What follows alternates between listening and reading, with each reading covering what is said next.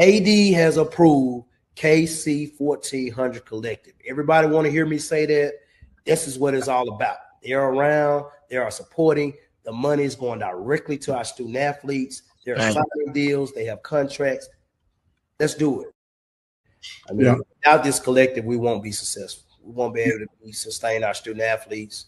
I mean, 1400 Collective have done a really, really good job of keeping a lot of our athletes here. You know, if you saw them sign a lot of our athletes, but we got to do our part. So I know after today, we're going to click that 1400 Collective. We're going to give one of those tiers, and we're going to make sure that we give to this collective so we can continue to give to our student athletes and support them and give them what I need. And I want to thank you all, Ken, TD, D-Core, C, T-Dub. Yeah, T-Dub, everyone that created and helped create it. I know I'm missing some names.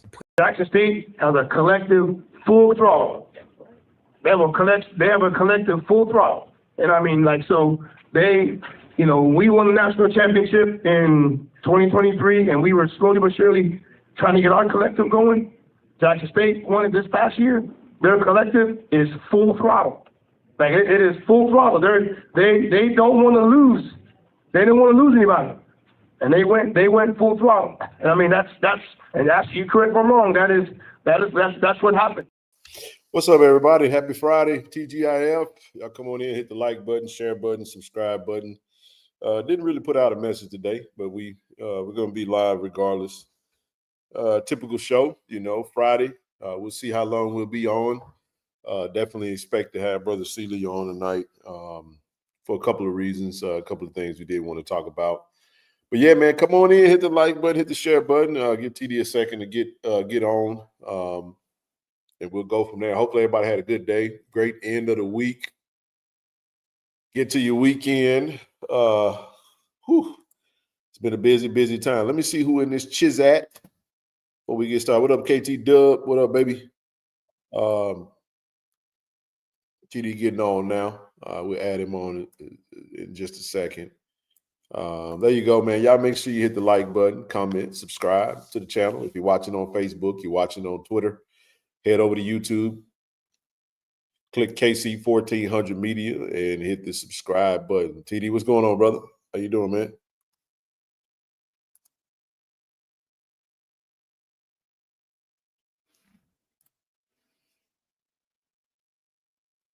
You good, big dog? There you go. What's up, man? Can you hear me? I can hear you loud and clear now. What's up, Marcus? Good seeing you today. Hold on for a second. Something happened with my sound. Hello. Oh, you good? Yeah, I'm gonna mute you so you can get yourself together there. I'll add you back once you're ready to roll. When you come back on camera, I'll add you back. Joe Lewis, fellas, what's good? What's up, Joe? How you doing, brother? What's going on with you, big dog? You're tapping in from the book of the face. But now, man, again, TGIF, man. Happy Friday. Hopefully everybody's doing well, man. Last show of the month of May, man. Pretty good month of May. It's been a great week. I have had a really good time over there at just kind of getting summer one kicked off for the football program, man. The national champs are back and ready to get rolling, baby. Shout out to Coach Beef, man. Got them boys over there looking good and getting in shape. Man, bro, I'm ready for some football, baby. I know y'all ready for some football too, man. But we got a couple of months.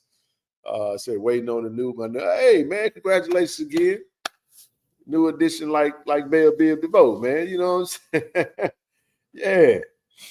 Congratulations to you and the missus, man, on the new edition, bro. You know what I'm saying? Every little step you take, man, you be together. But nevertheless, man, it was a great week. It was a great week. Just kind of being around the program as always. When it's outside, when it's cold outside, I got the month of May. Folks singing in the chat. Y'all know what it is, man. He said, when Beef put that hood on, it's business time. You got that right, man. I got tired watching them run today, bro. I was like, man, I was getting in shape just watching. But no, man, we're going to be in great shape this year, as always, man. We're going to be the more physical, the most in shape program in the whole conference. So that's the whole point of this thing, man. So what's up, Cool Banks? What it do, baby? But yeah, man, we'll touch a little bit on that. I'm gonna give TD a second, get his mic and everything up, rocking and rolling, man. And we got some specific things we do want to touch on. Listen, if you haven't signed up to the collective, we are 60 members away from 500. Now, I just want to say this. You don't even believe that, Robert. Jags by 21. Man, we're going to beat the hell out of y'all again in Baton Rouge, and that's going to be the end of that. Y'all not on our level right now. Y'all got a ways to go before y'all catch up to us, bro. It's going to be, 8 in a row? Yeah, dog. Y'all got a ways to go, baby. You know, keep hope alive, though, brother. Keep hope alive, man. Jags ain't got a chance, bro. I'm going to go ahead and say that out the rip. You know what I mean? But, you know, you do with that what you want to do with that, and you put that in your pipe and you can smoke it backwards. All right? 8, 9, and 10, and 11. That's right. Yeah, y'all, you do what you do. But we coming to Baton Rouge to take over. We're going to make sure all the lights on the scoreboard work this time around, just so you know. Y'all might get over, you know, just try to get above 15 like you did last year, man. 14, 15 points was your max last year. You know, we stay in the 30s. We're going to try to hit 40 or 50 on y'all this year, dog. Just letting you know. Just letting you know in advance. They're going to look like TD ready to rock and roll now. There you go. Let's see, man.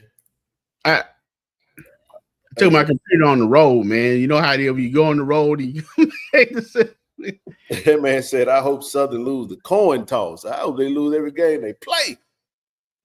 God. You know, we know how it is, man. But what's up, Rob? Good to see you, brother. Always good. The competitive banter. We know Southern going to be ready for us, man. We coming down there to kick ass and take names and get on back to the Jack, baby. And who was that had hope? Who that keeping hope alive? Brother Robert had my good Facebook brother there. Brother Harrison. We've been bantering for a long time, man. You know what I'm saying? But it's all. Hey, we're going to come get some golden fish, though. Definitely gonna come get some of that old fish, that good hot greasy fish. What you tailgate, Rob? Cam is the ops now. He gonna get this work if he get on the field. Right. If he don't get on the field, he still gonna get this work. You know what? You made a great point about that. Speaking on the quarterbacks and stuff today, Woods is a good quarterback. I mean, he was already, beating out T-Set and other quarterback that they had, Biden. So. And then I don't even think he played in that Southern Grambling game. Did a guy that's the game he got hurt in? That's the game he got hurt in. He actually looked good in that game. Yeah, but he can't. Yeah, it's gonna be challenging. What up, Tiger Nation? How y'all doing, man? Listen, man, I'm gonna tell you like this right here, bro. In the words of Liam Neeson in the movie Taken, when he called. What that dude say when he called? He said, "I have a set of very special skills." He said, "I will find you, I will hunt you down, and I will kill you." And what the dude say on the other line? Good luck. He said, "Good luck, motherfucker." Hung phone. Man. So I say this right here, but it is what it is, man. Good luck. I mean, you got to have hope for your team, man. Everybody is 0-0 right now. Everybody gonna talk smack. We are a month and a half away from Swag Media Day. Man, listen, everybody's 0-0. We're gonna talk a little trash. We get Hampton off the rip though. We get Hampton off the rip, and we're gonna go and see what we can do. We're gonna try to whip the Pirates through out of them. You know what I'm saying? And we're gonna leave a message. Send on back up there to the East Coast, back up there to Virginia, the good old Commonwealth state of Virginia. Yeah, man, look at your boy KT Dub. And it does say, watch the golden fish down with the KC-1400. Hey, man, we ain't even talked about no. You jumping the gun, man. Slow your roll, baby. Slow your roll, man. We ain't even talked about it. I'm just talking crazy. We're going to find the fish, though.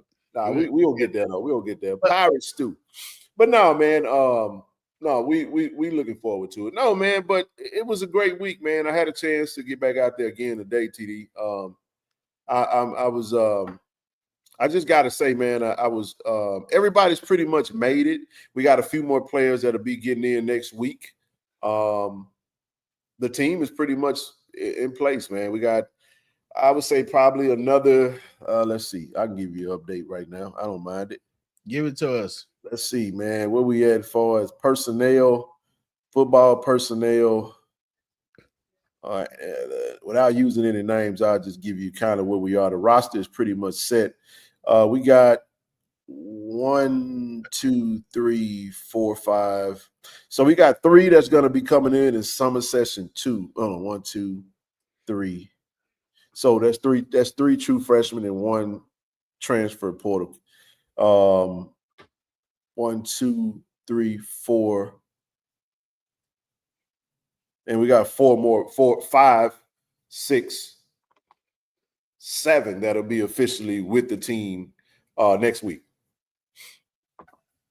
So that'll pretty much complete us.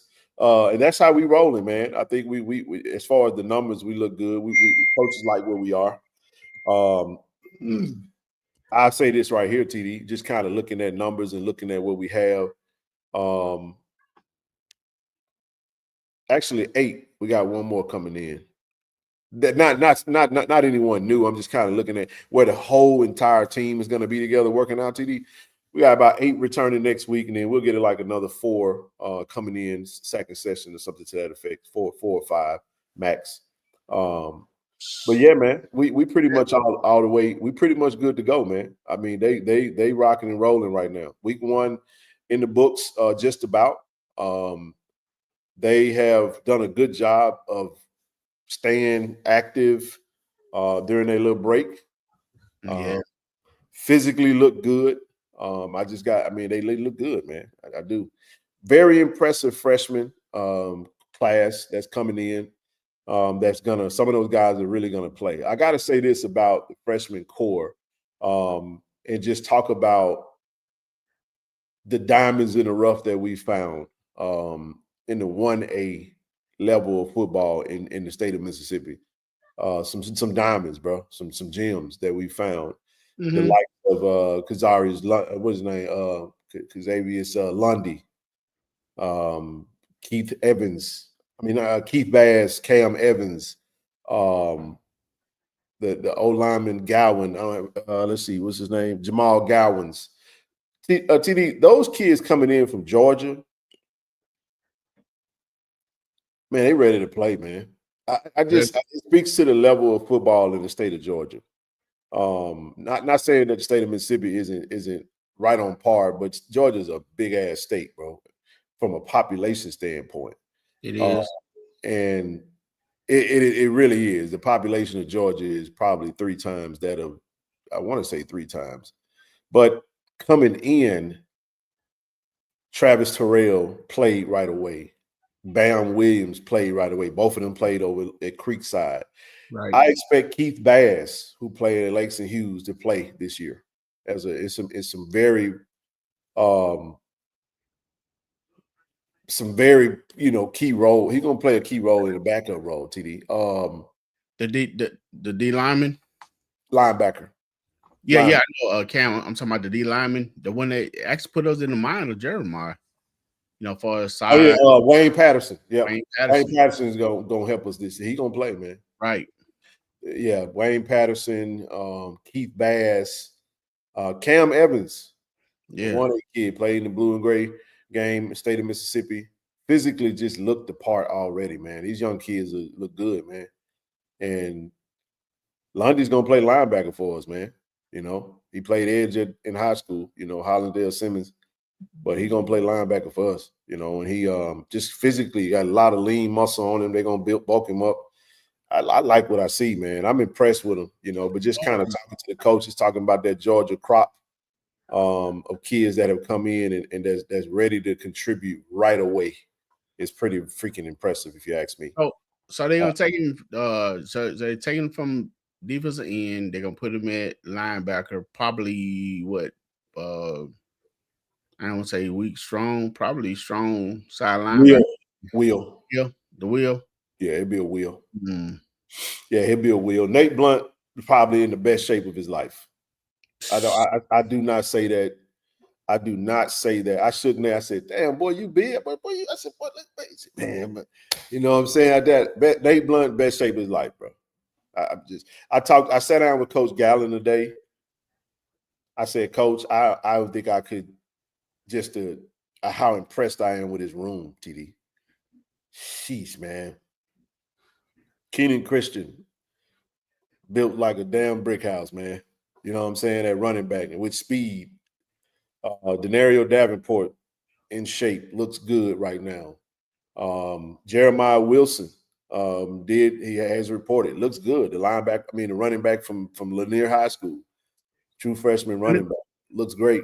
You know, these young men, Amari Matthews, Des Moultrie, you know, Travis Terrell looks great, leading the pack in all the drills. That's just who he is. You know what I'm saying?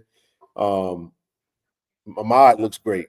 I mean, we got a slew of we have about 7 running backs that can start on any team in the SWAC right now. I don't say that to be disrespectful to anyone. I'm just telling y'all. Y'all know damn well if the running backs hit the portal, half the SWAC gonna offer them. But they're gonna offer those kids, man. And we got some studs over there that's ready to ball out, and they got their work cut out for them, TD, because a lot of the young guys are gonna make their way, because you gotta look at it like this. They're gonna be able to help in the special teams game. You know, Keith Bass, Cam Evans, these freshmen. Listen. That's how you get on the field, baby. Yep. Because when you think about the backup linebackers, you think about Austin Edmonds, played last year, came to us from Bryant. He was a special team nightmare for us. You know what I'm saying? That dude was solid to me. He was. Physically but you said something a little while ago. You asked me a question. We was on the show. You said, Ken, how many touchdowns we gave up in special teams last year? None. We gave up multiple touchdowns the first year. That's all a part of it. You know what I'm saying? Playing the field position game, keeping them behind the sticks, keeping them on your side of the 50, their side of the 50 rather. And going from there, go ahead. Well, since you say that, I mean, it's definitely hard replacing Matt. How is the punter, looking? Because I know that was good. He looked good. Yeah, the specialists probably will come in session 2. That's probably how they'll do the specialists. But for far as punting, we gotta remember we added the young brother from Alabama A&M who can do all of it. He can hold, he can punt, and he can place kick. So Donovan's gonna be your punter. Are we still getting the kid, that the young man that was recommended by Salerno? Is he still coming in? Yes. The long snapper? Yes. Okay. I think you're talking about Chris Levi. Okay. Yep. He'll be coming in session 2 more than likely. But I just looked at the roster today, just kind of looking at the numbers, CD. For my liking, just me, we still got time to add if we wanted to. We can add another backer. We can add another corner. That's kind of where we are from a number standpoint. Oh, we're not already full? We are, but if we wanted to. I'm saying if we wanted to. Let's say somebody doesn't pan out. Don't get it twisted. Attrition is a real thing. You know what I'm saying? You get through summer 1, Joker may not return. I'm just saying it's grueling over there, dog. It's grueling, man. I'm saying it's hard work. Listen, brother, they putting that work in, man. I'm very impressed with what I saw, and I'm not telling you we look like a national championship program, brother. We look like a national championship program. Well, that team does not look like a SWAC team. They look like a Sun Belt team out there on that field, bro. I'm not saying this to cap at nobody. I'm telling you right now, TD, 4 p.m. on September the 6th, we got our eyes set on Hattiesburg, Mississippi for a showdown against USM. I'm just telling you. I'm just telling you what I know. Because if listen, QB1 is striking and throwing them darts like he was doing on ABC. Oh, baby, it's gonna be on. They're gonna be in for a rude awakening. Don't count us out. Don't expect no blowout. If y'all think I know we got to get past Hampton. I'm just saying, and I know it's early. I'm just talking about if that we've seen. So this is how I calculate that. Those that we've seen play, we know what they can do. Then we talk about what we project those who are coming in and how they can work within the confines of what we got going on. And this is what I mean by that, TD. If you just give me only what we know about, I'm gonna give you a defensive five. I'm gonna give you 11 defenders that only we know about. I'm gonna start with the cornerbacks. I'm not mentioning none of the new guys.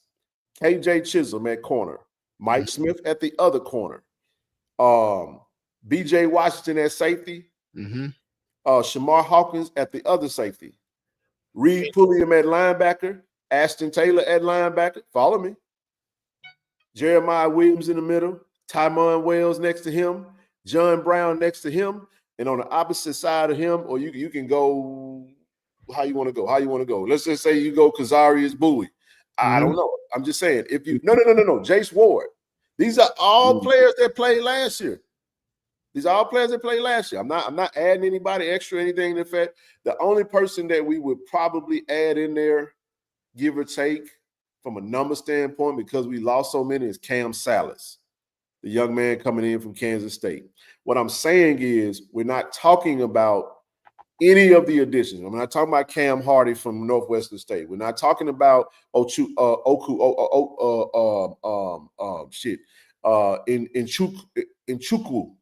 We're not talking about him. We're not talking about Jordan Heldon. We're not talking about Kamari Rogers. We're not talking about Levi Wyatt. You know what I'm saying? We're not talking about the freshmen. We're not talking about Quincy Ivory. We're not talking about Kanye Varner. You see what I mean? See what I'm going? We're not talking about Jalen Ware from ULM. We're not talking about none of these guys that are. I give you a whole 11 that won here last year on defense, and I give you a whole 11 that played last year, and you saw what they can do. You see what I'm saying? So I want to say this, and I see Boone and someone else made a good point. Of course, Lacey, Lacey was here who showed great, so that he can play last year. But then this name has been coming up for the last couple of years, so it's time to shine. It's time to shine. So we talked about. So I talked to Coach about him today. Talked to him about him today. This is year 3. It's time to shit to get out the pot. Time to shine. Got to go, man. It's go time. It's go time. And I'm just saying, from that conversation that we had today, it's go time. He knows that. He knows that. And listen, that D-line room is deep. I'm just telling you, it's deep. I'm sat there and spent time with Coach Jackson watching them drill, me and Coach Quinn, and I'm sitting there looking at it. I mean, they deep. You got Jeremiah Williams, you got the best defensive lineman in all the FCS, sitting right there in that interior line. Kazarius Bowie looks great from a physical standpoint. Tymon Wells looks great from a physical standpoint. You got Lacey. So those 4 are your 4 interior linemen.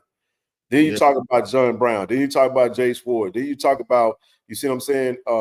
Then you add some of the other guys that are transfer from ULM.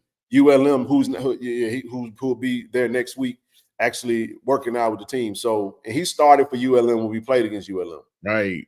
So there go you 3 deep in the interior line. You 3 deep on the in the wolf position, but off the edge, 3 deep. Then you go to the other side, you're 3 deep. You get what I'm saying? So there's so many ways he can go about it.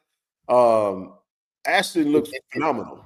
I mean, Ashton looks phenomenal physically. If you talk about if I had to give out an award, if I could name 5 players, TD, that have absolutely positively transformed their physique, they look completely different without pads. Nate Blunt, Ashton Taylor,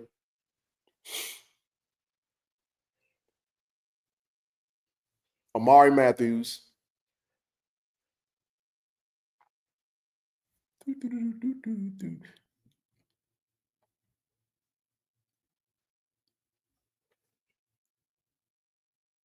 Jacobian.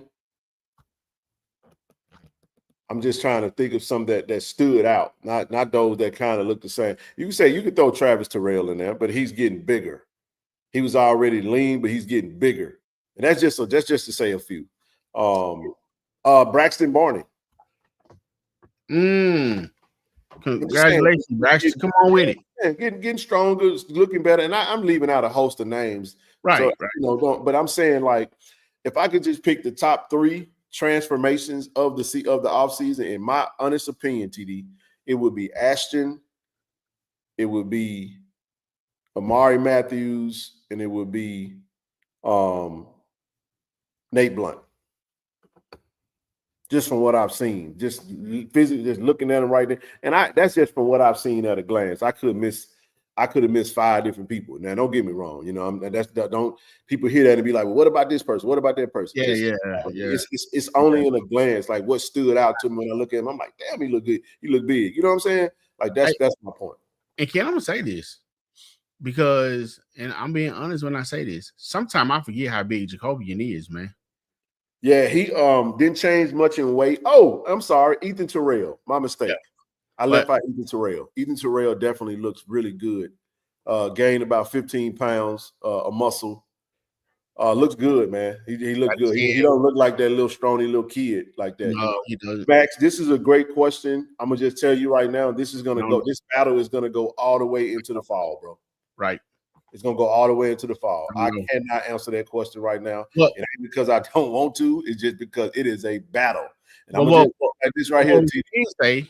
We got another big time quarterback on the way. They're gonna be there next week. So you're not gonna mention him, but what we can say, you still, still have Stouffer and you have Ethan Terrell to answer your question, Matt, who are very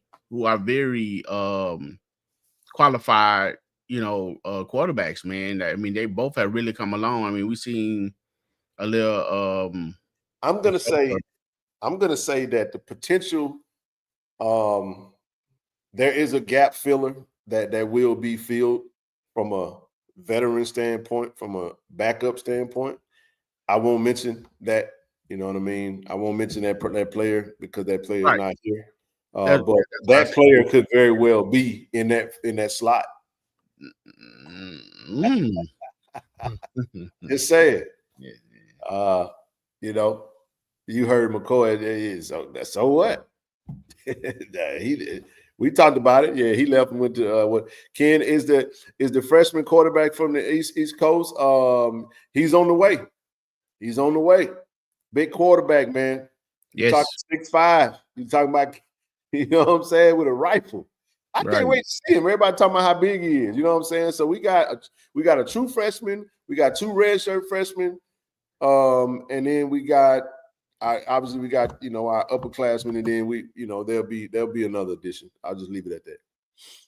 So yeah, Mac, the quarterback room is tight. I mean, it's tight too, and everybody that currently it's tight all the way around, bro. They're gonna push him. Don't get too comfortable. You gotta keep coming with it. As SB speaks, absolutely, he is working out, looking good. Now that is a big young man to play receiver. And look, TD, we got 2 more big ones coming in. I'm just saying, like, I'm excited, man. Y'all know anytime we get to talk a little football, but this is what we're talking about is the end of the week 1 of summer 1. We just talking about workouts. We're talking about what we looking, how we looking. I was looking at the numbers, CD. I'll tell you another young man that looks really good to me right now, Mason Barton. Mason Barton gonna be a coach now. We feel like he good last year. He look even good. He look even gooder. He look even gooder. He look even gooder this year, dog. Yeah, man. Mason, a man out there. It's a big old line, bro. Coach Manny got a nice line. To work. Now I'm gonna tell you, and not trying to be all over the place, but I think I think that center battle is going to be kind of epic. I think it's going to be. I mean, hey, we know what we got in Muda for sure. He been locked down. He been very dependable, and he be anchoring it down, been holding it down. And I hadn't seen him play, but I do like what I've seen in the transfer from Tennessee State. I think Coach Manny got himself something in that center position. Yeah. I agree wholeheartedly with that.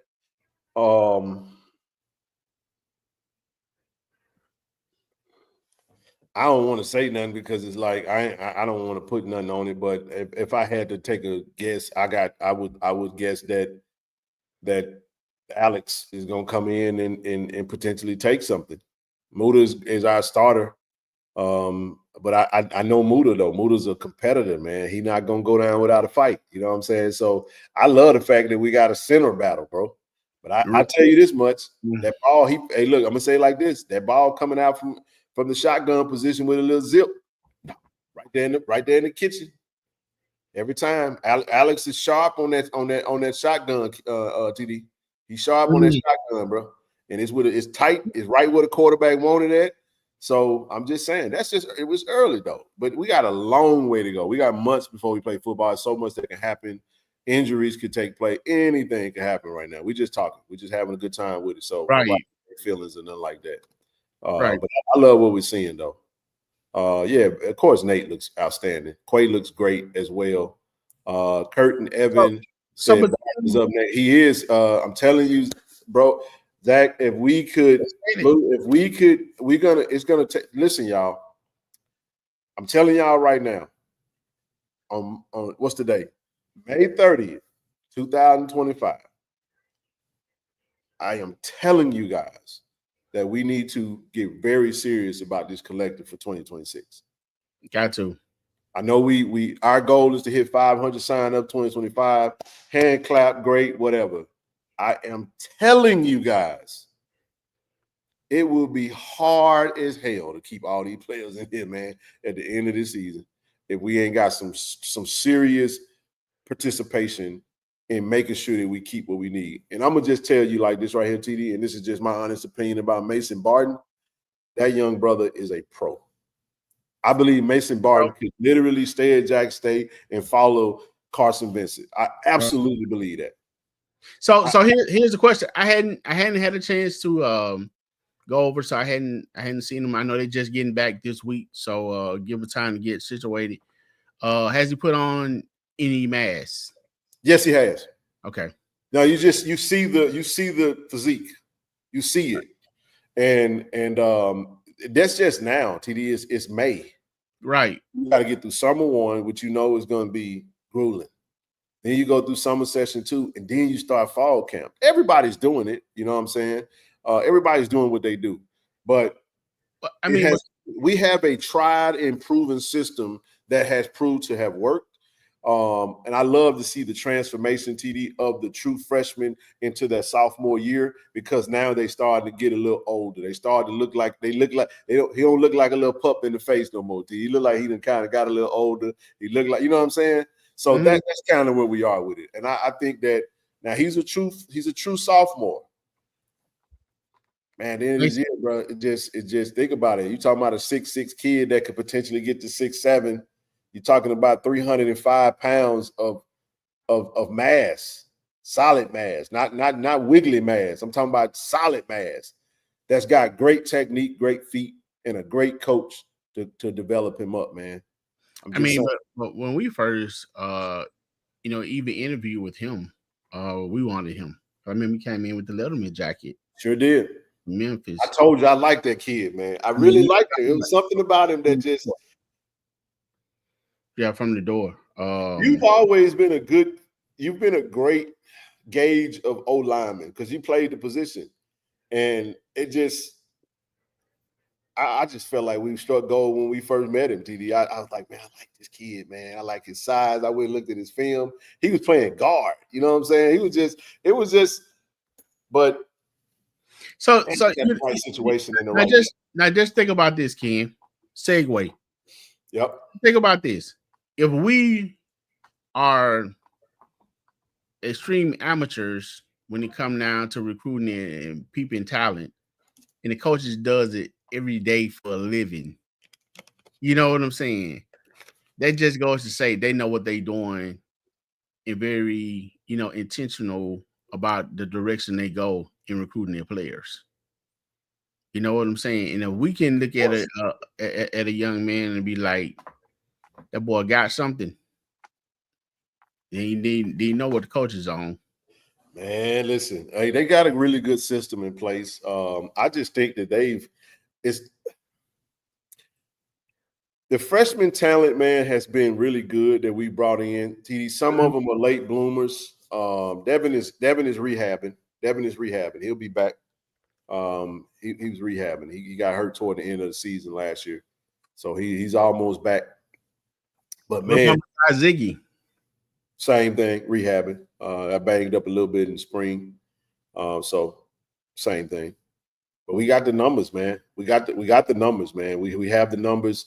We got a couple of freshmen that did just go ahead. I'm sorry. My apology. But look, I want to say this, man, because I was shocked when I looked at this young man in the spring. But to look at Quay now, yeah, he is lean, man. He and Mason. Yeah, those are 2 tackles. You want them to stay healthy. I mean, and the cool thing about Quay and them, you still got, Cam James, Yes. You still got Bruno Zandamela, who has been given his assignment that it's time to step up, man. You gotta step up, baby. It's go time. You know what I'm saying? You don't want to be the weakest link on the O-line. You know what I'm saying? Then we got a couple of new freshmen coming in, man. Ryan Anderson, as well as like I said, Jamal Gowins, and then the other one was I think Kale Armstrong. Yes. Got some more pups that's coming in. So I love the numbers, man. I look down there at the O-line area, man. It was a really good number of O-linemen down there. Even while missing a couple of them, it's still a really good. We got a lot of O-linemen, and I love that. That's how you want it to be. A lot of running backs, we good. Even with the trimming of the fat, had to make some hard cuts, but we, for the most part, we strong in every area. From what we can tell, they're not playing any football right now. They got a ways to go, but just looking at setting the tone for the program. And I don't mean it. What I mean by that is the expectation. Watching the coaches get with one of the players who's new to the program, was late today, and he let him have it, man. Like how you do everything, championship habits. You know what I'm saying? You got to be a part. The standard is the standard, TD. No exceptions. The standard is the standard. Right. Everything that you do affects your team and how we go about handling our business. Right. You know what I'm saying? From turning your assignments in to being on time to your meetings to making sure you're in that playbook. It ain't just about the physical traits. It's how well do you think football? How well are you able to pick up the defense? And this is the time, man, to learn this stuff, man. It's a great learning curve. And I'm just so impressed, man. Coach said something to me today. Said, Ken, do you remember? He reminded us of 2019, TD. Said there was a time in 2019, he pointed to a particular player. I won't use no name, where he said that player right there, boy, we would have been chomping at the bit. We'd have been so happy. He would have been the best thing since sliced bread on that 2019 team. But that one player right there who would have been the best thing since sliced bread in 2019, TD, probably six on the depth chart. I'm just saying. What position you referring to? I ain't gonna do it. Okay. I ain't gonna do it because people. Oh, that's right. Yeah, that's right. That's right. Yeah, we're gonna keep it away from it. But the point of the matter is that we kind of mentioned the name since we've been talking tonight. But right. But the reality of it is this, man.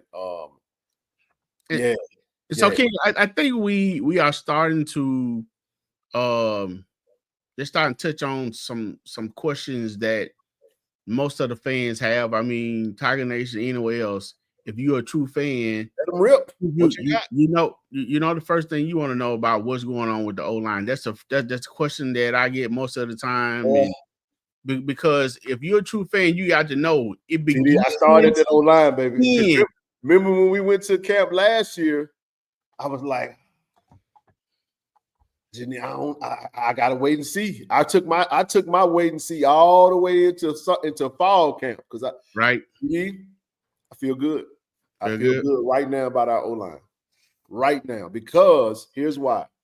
Your first team all-swag guard comes back, DeAndre Towns Blue. He's older. He's without the club. Yes, sir. You got Quay Davis back, who's been playing some good ball. We talked about Mason Barton. Bam Williams is getting stronger. You add 2 from Tennessee State. We're getting now. Ace is a project because obviously he was a red shirt, didn't really play.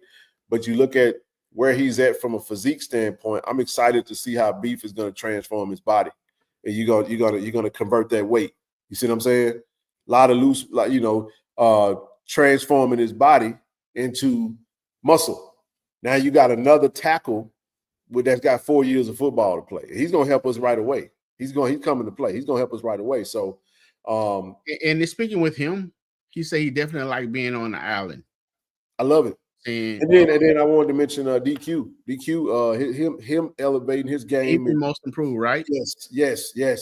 Most improved for the spring, I want to say.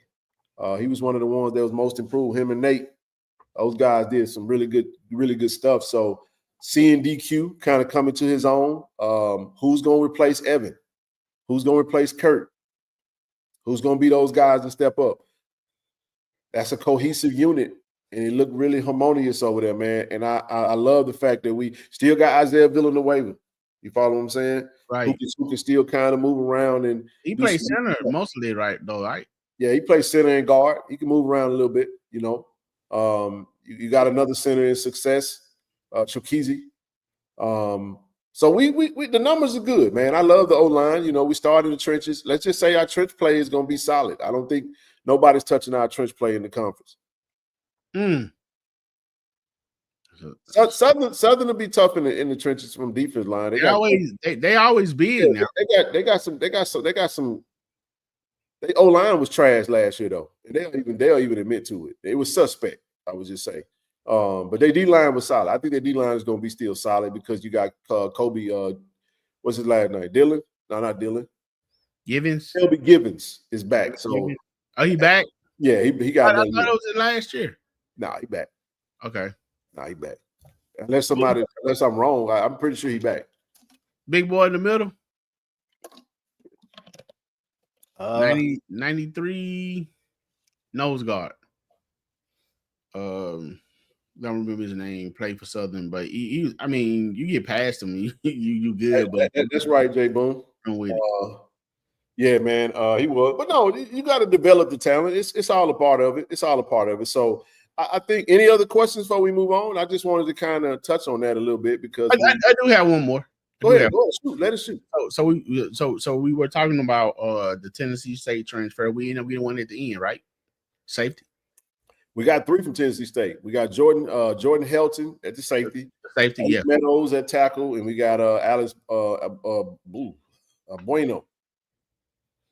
Okay. At the center position. Got it. I want to see what he bring it. I want to see what Helton bring at the safety position. Yeah. Hold on one second. Okay. Hey, you know what, Ken? Speaking of that, how does the secondary look? Physically, they look good. We're not playing football right now. Right. From the number standpoint, we look the part. But as I stated, we got guys that are returning that have played some valuable minutes for us.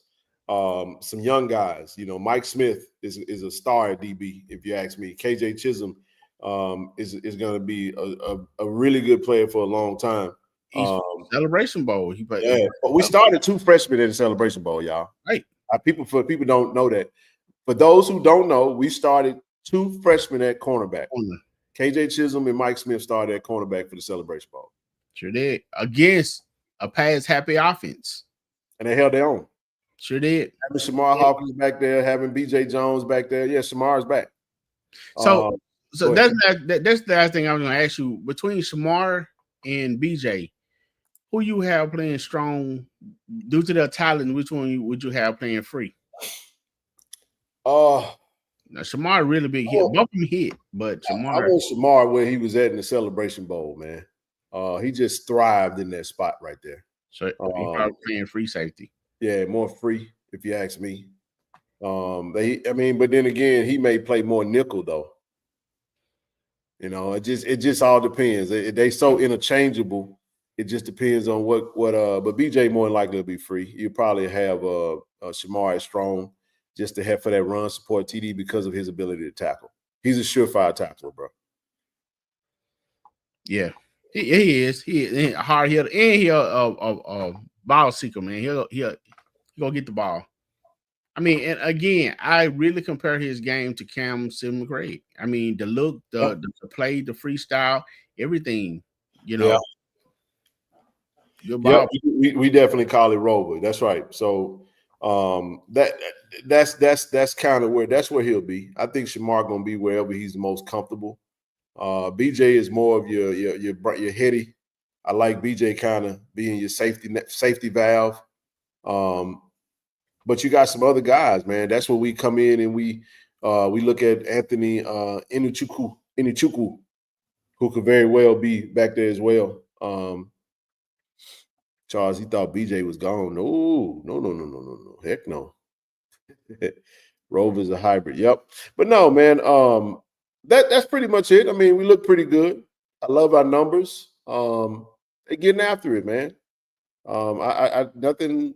It's pretty business as usual. You know how that goes.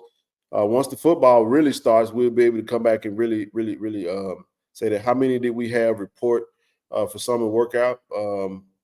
I didn't count them, but we got quite a few.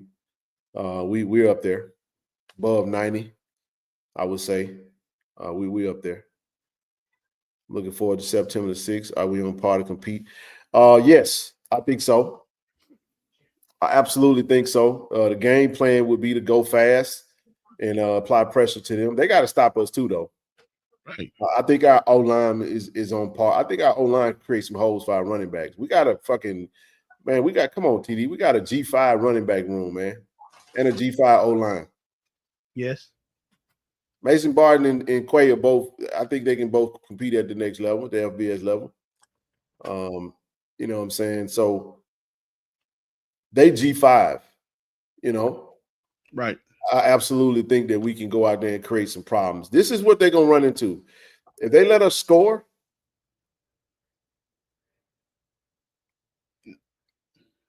that's going to get tight. Just telling you. We playing with house money down there, man. Now, I will say something about that game, TD, that is a little bit of a, I think I got it. I'll come back to it, but no, man. But nevertheless, hold on one second.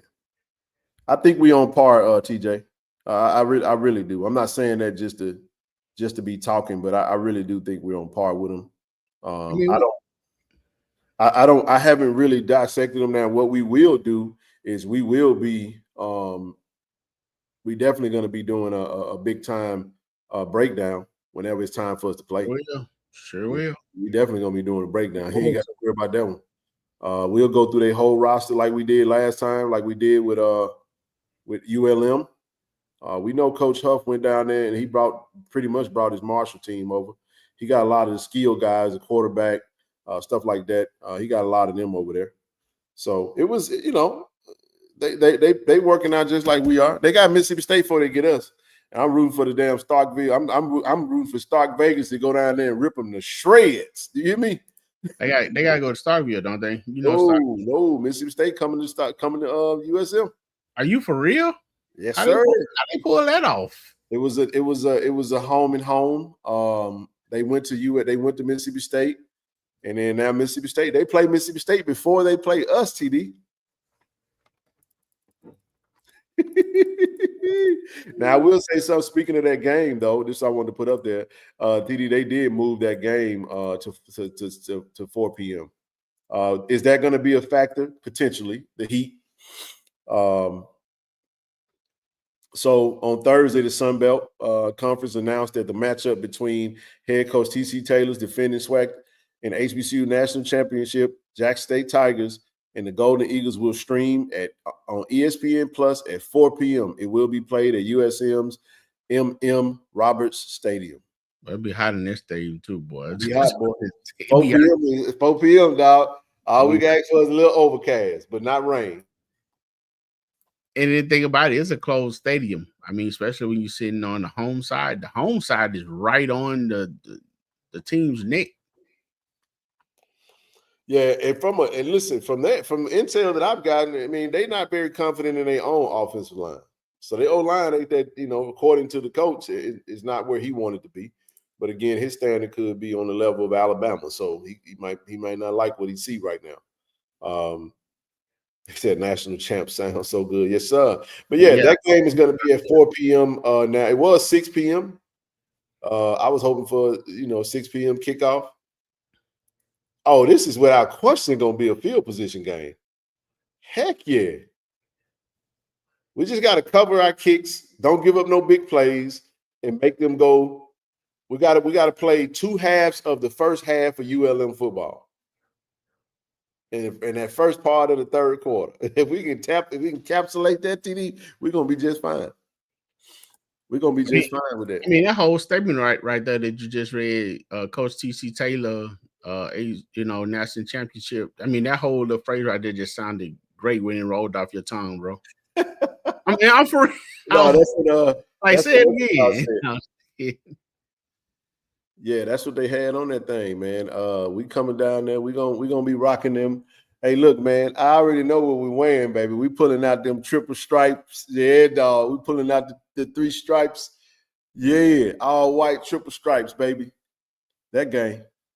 Yeah, Charlie. We're gonna let the out of TT out the gate. That game we're gonna have to. You wrong, hey, man. They may not kick to it, but listen, but we got weapons all over the field. I feel confident early now. Ken, that's a FBS school. There ain't no way in the world they finna play no keep away against a FCS school, as in a HBCU as Jack said. Don't play yourself like that. Kick to the young man. Don't. Right, you know what I'm saying? Don't do it. Hey, let me ask you a question. You think Hampton gonna kick to him? I would. Hey, you know what? Beginning of the season, you got to test what you got. Hey, we gonna do it, y'all. We're gonna do a raffle. We're gonna do. Oh God, how we gonna do it, TD? We're gonna play a game with it. Who is going to be the first? Who gonna score the first touchdown at the vet in 2025 season? Who gonna kick the season out with the first touchdown? We gotta have some type of prize or something, man, for somebody. We gotta have something for them, man. We might do like a gift card or something. You gotta submit. I'm with it. Something. We'll come up with something. I ain't figured out what it's gonna be yet. We're gonna have a little fun with that. You gotta be a willing participant. I got my thoughts on who I think gonna be the first one to score. Hey, man, he put Jacoby in. Somebody say 16. Woo-wee. Might be Travis Terrell take that. What if Travis Terrell take that thing to the house? That's not. But you know what? What if Happy kick that thing off and Travis Terrell take that? That's not fair to Travis, though, man. No, it may not be Travis. It could be Nate. No. What I'm saying is, it's not fair for him to be that good on kickoff return and people don't kick to him. Toward the end, except when we got down there to the mailman, he felt like he was invincible. So he said he wanted to roll the dice and press everybody. But toward that, second half, these people stopped kicking to him, man. So you know what? Hey, why not put Nate? Put him and Nate back though. But then we got Dupree. Oh my gosh. I don't want Dupree on kickoff. Yeah, I got you. I'm just saying, I'm just thinking of speed. Put Eric Simmons back there. Yeah, okay. I'm serious. He fast, huh? He's fast person on the team. Believe it or not. What about vision? It don't have nothing to do with kick return. Yes, it does. Catch that motherfucker and haul ass. That was you. Have vision though, man. You got he got the vision. No, he got the vision. Okay. He got the vision. I trust. What do you say? Hey, Ken and TD, your boy is in Bogota, Colombia. I'm gonna holler at y'all next time. I need to get out here in these streets and save some souls.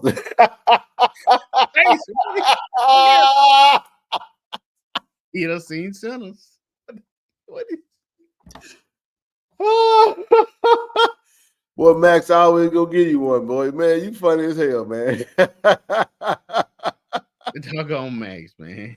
Man, say you need to go save some souls. All I'm gonna tell you, be careful out there, big dog.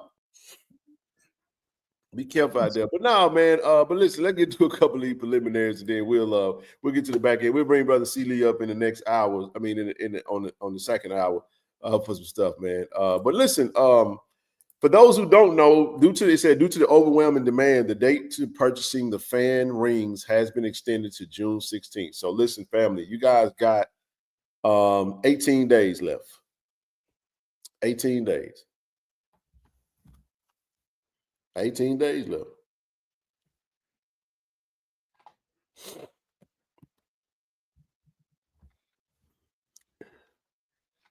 He one of the passport bros. What about Kenny Cruz? I like him. Kick return? No. I wouldn't put him back there. That's your workhorse. I wouldn't personally do it. None of those guys back there. Yeah, I like Travis. The old day. Travis is your guy, period. You know that. So now you're just looking to see who's gonna be that second guy. I like Simmons back there, if you ask me. If he can hold on to the ball as long as he ain't dropping the ball or fumbling and nothing like that, which I'm not saying that he does, but Nate Rembert potentially. I mean, but then again, I wouldn't put Nate back there. I would put Eric Simmons back there. That's just me. Those would be the two that I would put back there. He had a good kick return, TD, against was it Alcorn? Eric Simmons? Okay. To me, Dupree is too timid. Well, he wants to avoid he don't want to take that hit, which I understand. You don't want to get hit, you don't want to get hit, but that's not the way you run in the from kick return. I mean, is it fair? Now, or was it a Celebration Bowl that was Simmons? Or was that Dupree? They put Dupree back there for a minute after Travis. They pulled Travis from the game. Yeah. I mean, Dupree is he's a reliable catcher, but to me, he's not a returner. He's not a returner though. Fast and being a returner, two totally different things. I've seen enough. Love Dupree. I love him in the slot. Dupree don't want to get hit though, because I've seen him call for the fair catch when he had a gap. He could have took off, and that comes down to not wanting to get hit. It's okay. There's a lot of players that don't want to get hit, but at the end of the day, you got to have those guys that's willing to get in that thing and ain't worried about the hit part of it. You know what I'm saying? So that's what unless there's somebody else that emerges, I'm good with Nate.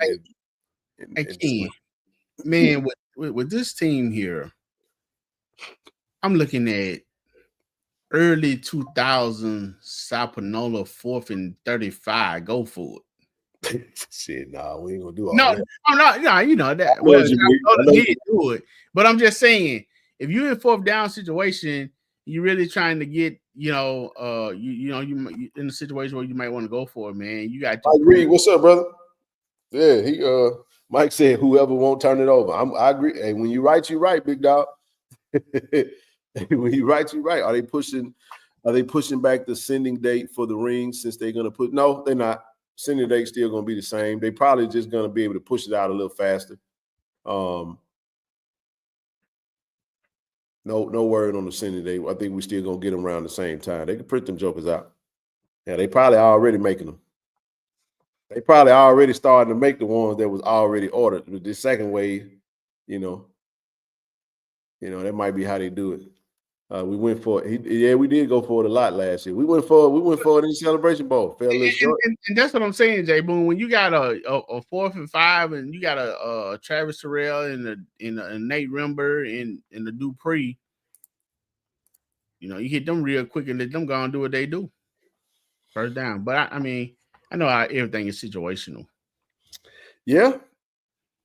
I expect that thing to open up a little bit more this year. Now Nate is the deep ball guy this year.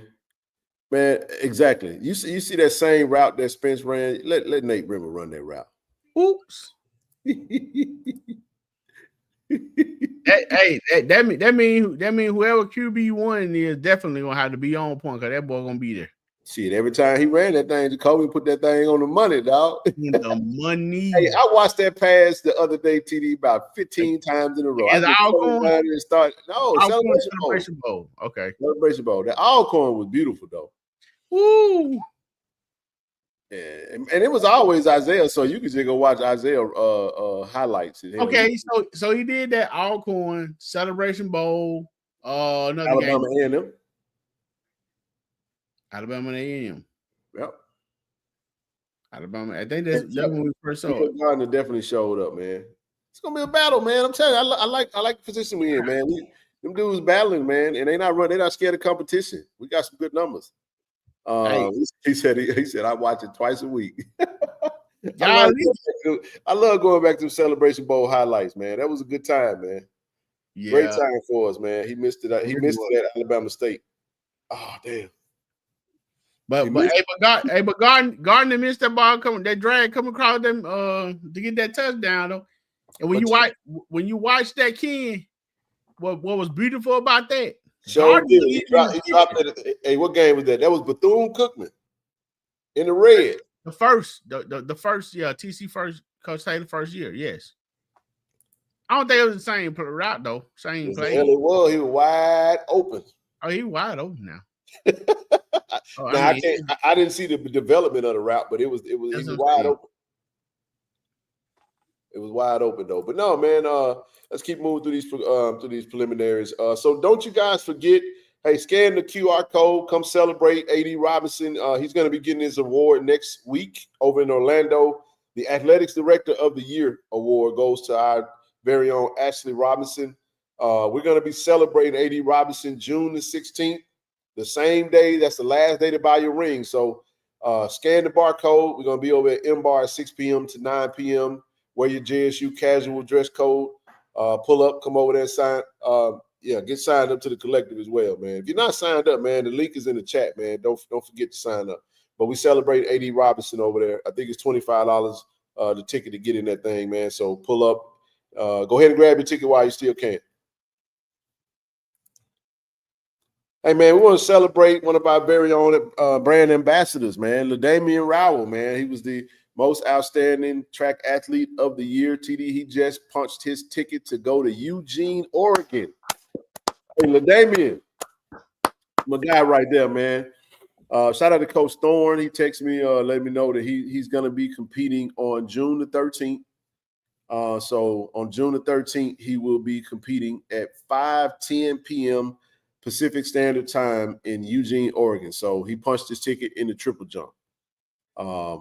Went to the regionals for qualify, and he's going to nationals now, baby. So we're absolutely unbelievably proud of LaDamian, man. He's just a man of faith, just one of the best on the track in the track program. He's represented the university outstanding. He's represented the brand in a major way this year. We're so proud of him and happy that he was able to represent the brand, the KC-1400 brand, along with his other fellow track athlete, brand ambassador teammates. But man, this is good stuff, man. For him to be heading over to Oregon, man, in the NCAA Outdoor Nationals. That's pretty dope. It really is, man. Congratulations to the coaches too, man. Because I know Coach Thorne and his staff been working real hard trying to, and they get close and close every year, man. A lot of times they don't get that cigar. Well, they had a cigar, but don't get it lit. So they're starting to fire it up a little bit, man. So congratulations to them, and go out there and represent, do your thing. You were in the brand, 2 brands. So absolutely, man. I gotta get him some so LaDamian, listen, brother, before we go, I gotta make sure you got some merch, man. We gotta get you some KC-1400 merch to rock out there, just whenever, however you do. But we got you, brother. I'll be in contact with you, man. But congratulations to him. We're gonna follow that. We'll be in Atlanta that weekend, but we'll definitely be keeping up with what he'll be doing. So that'll be 8:10 p.m. Eastern Standard Time for those of us on the East Coast. But LaDamian, hey, man, proud of you, brother. Hey, man, keep doing your thing. Congratulations on killing it over at regionals on the triple jump. Hey, man, go do your thing over there in Oregon, brother. All right. And Ken, again, who is it? Coach Brewster, Coach Thorne, Coach Harris. I don't know if I ever met Coach Spooner. Is he new? The track coaches, it's 4 of them, man. So shout out to them, man, for doing an excellent job working with them, man. Absolutely, absolutely. Just congratulations to both Rob and obviously Shiloh, the latest two that played at Jack State. They made the 90-man roster. So Robin McDaniel made the 90-man roster for the Washington Commanders. Obviously Shiloh made the 90-man roster, Tampa Bay. Of course, Shador. I think Shador going to be QB1, if you ask me. But so proud of him. And as we get more updates, we'll share with you guys as we continue to move on. He said, I'm not a passport, bro. I'm the official sponsor for and travel all over the world. My job is very different. So some.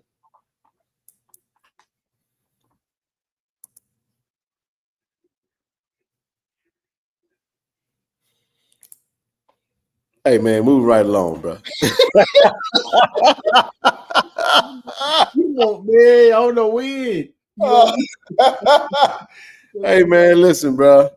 Hey, man, so we got NCAA college football coming out, TD, man, and they shout out to HBCU Go. They said, man, listen, they dropped the ball on HBCUs for the second year in a row, bro. Second year, we got to get a game, bro, for HBCUs, man. So EA Sports College Football 26 bringing back all the hype and nostalgia, unless you're an HBCU fan. For the second straight year, no HBCU program made the cut in the default game, leaving iconic schools like Jackson State, Howard, Florida A&M on the sideline once again. Last time HBCUs had a real presence in the college football game was back in 2007, and since then, fans have been forced to rely on user-created teams to fill the gap. Meanwhile, HBCU football is making real-world noise with headline-grabbing hires like Mike Vick, Deshaun Jackson, proving these programs are more than deserving of a seat at the digital table.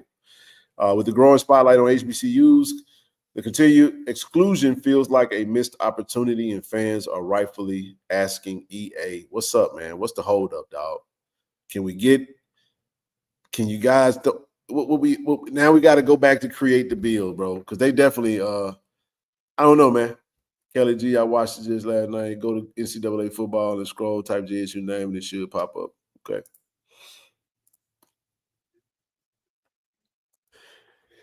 Any thoughts on this? I guess we gotta go find a new bill. We gotta create our own uniforms and all that good old stuff.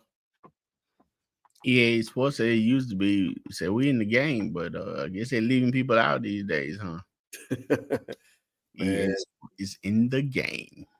It's all good, man. It's all good. Couple more things we touch on. Speaking of HBCU Go, are they hosting any games this year? Of course they will. They haven't dropped their schedule yet, but you know they will. You definitely know that they will. But coming up, TD, I want to send a huge shout out to Brother Denham over there at Kroger. And we got Jack State. It said the largest HBCU football camp of the summer will be held at Jackson State and is covered by two of the most prominent recruiting outlets in the industry. I had a chance. I was over at the vet, man. We dropped off some water for the camp yesterday. Beautiful, man. Look at that beautiful stadium, man. Goodness gracious. Look good, man. Shout out to Hakeem, man, taking care of the grass. Yeah. I mean, I love the stadium. It's a lot that we can do to really enhance this thing. Gotta love the vet. The grass looks amazing. But we got damn near 1,000 kids signed up for this camp, TD. This camp is gonna be crazy. This is Sunday. You're talking classes of 2026 through 2029, Portal, JUCO grads, etc., man. Mississippi Veterans Memorial Stadium. Power 5, Group of 5, FCS, D1, D3, D2, NAIA, junior college coaches will be all in attendance. A host of schools are going to be there. They have the different check-in times, offensive line, quarterbacks, running backs, DBs, receivers, every position group. You're going to start at 8:30. You're going to conclude after 4 p.m. So it's going to be pretty much all day. Shout out to Pepsi, donated some Gatorade. Kroger donated some water. So it's going to be super duper. This is a mega camp. Can the public view the camp? Sure, pull up. You can go sit in the stands. There ain't no problem with that. If you want to pull up, you definitely can.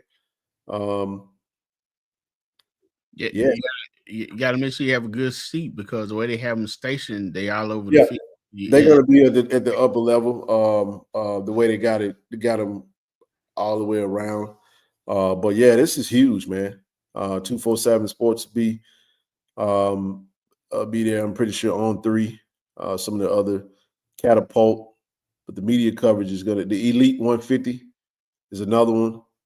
So this is great stuff, man. This is great exposure for a lot of kids that have never been to Jackson, Mississippi.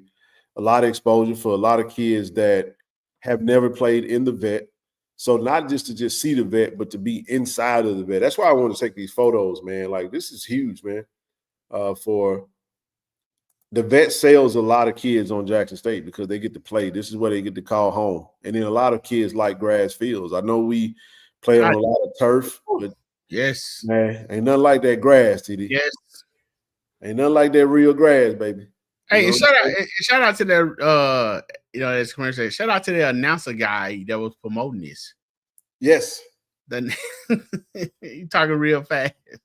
Yeah, man. And there's a lot of camps, man, coming up. Not only is it this camp, but you also have the youth camp, man. Get signed up. Sign your youth up, man. June the 18th and 19th, 4 p.m. Scan that QR code or go to gojsutigers.com camps. And then you can pull up all those different camps along with the women's camp. That'll be on the 21st, of course, 9 a.m. Scan the QR code, get signed up. Basketball camps, we've talked about those pretty much for the past couple of shows. And then we got the Battle of the Bands. Grab those tickets. That's going to be first home game. It's going to be a lot of energy behind this, TD, as we build up for the first game of the season, because we'll play Hampton on Saturday on the 30th, and then on the 31st, it's going to be this big Battle of the Bands at the vet. So it's going to be pretty dope. Tickets are on sale. The press conference is coming up next week for the Gulf Coast Classic. Coach Shade and Coach T.C. Taylor, who both was at the Legacy Bowl, will be in attendance. Kids Clear Jackson State is nationwide recognizable brand. How do we think the institution is leveraging the brand? That's a great question. Do you think there's anything being done the best of our ability as an alum? So I had a conversation with Marcus Jones today. And I'm glad you asked this question, Tyler. Everything that we see happening is resonating with the youth and those kids that want to come to Jackson State. The profile is up. Despite all the stuff that has happened that has kind of seemingly set us back from the top, with the turnover and stuff like that, this stuff matters, man. Being on ABC, playing in the Celebration Bowl, winning the Celebration Bowl, having these big camps. Oh, absolutely, man. That's why, Coach, it has helped from a student retention standpoint. It has helped from a student enrollment standpoint, from the interest that is in Jackson State. So that he mentioned that to me today without me really asking about it, talking about how a lot of what we see happening is resonating with the younger kids, and it still may manifest itself in the sense of like being down from enrollment numbers due to other variables, but we're absolutely capitalizing. There's some things that I can't really speak to that's creating some big time branding opportunities. For example, had a conversation with AD. Let's just say that Hampton game, there's going to be some sponsorship opportunities there, TD. That's going to put some major dollars in the pockets of the athletic department because of our ability to to leverage our brand right now. So the brand is still hot, man. It's still hot from an athletic standpoint, especially after we did. But there's more to do. There's so much more to do. And more, so to answer your question, Tyler, yes and no. I mean, it definitely until we get over what we dealing with right now, probably a year from now, and really get that thing stable and at the top seat. I mean, the brand is there, but I feel we definitely can do more.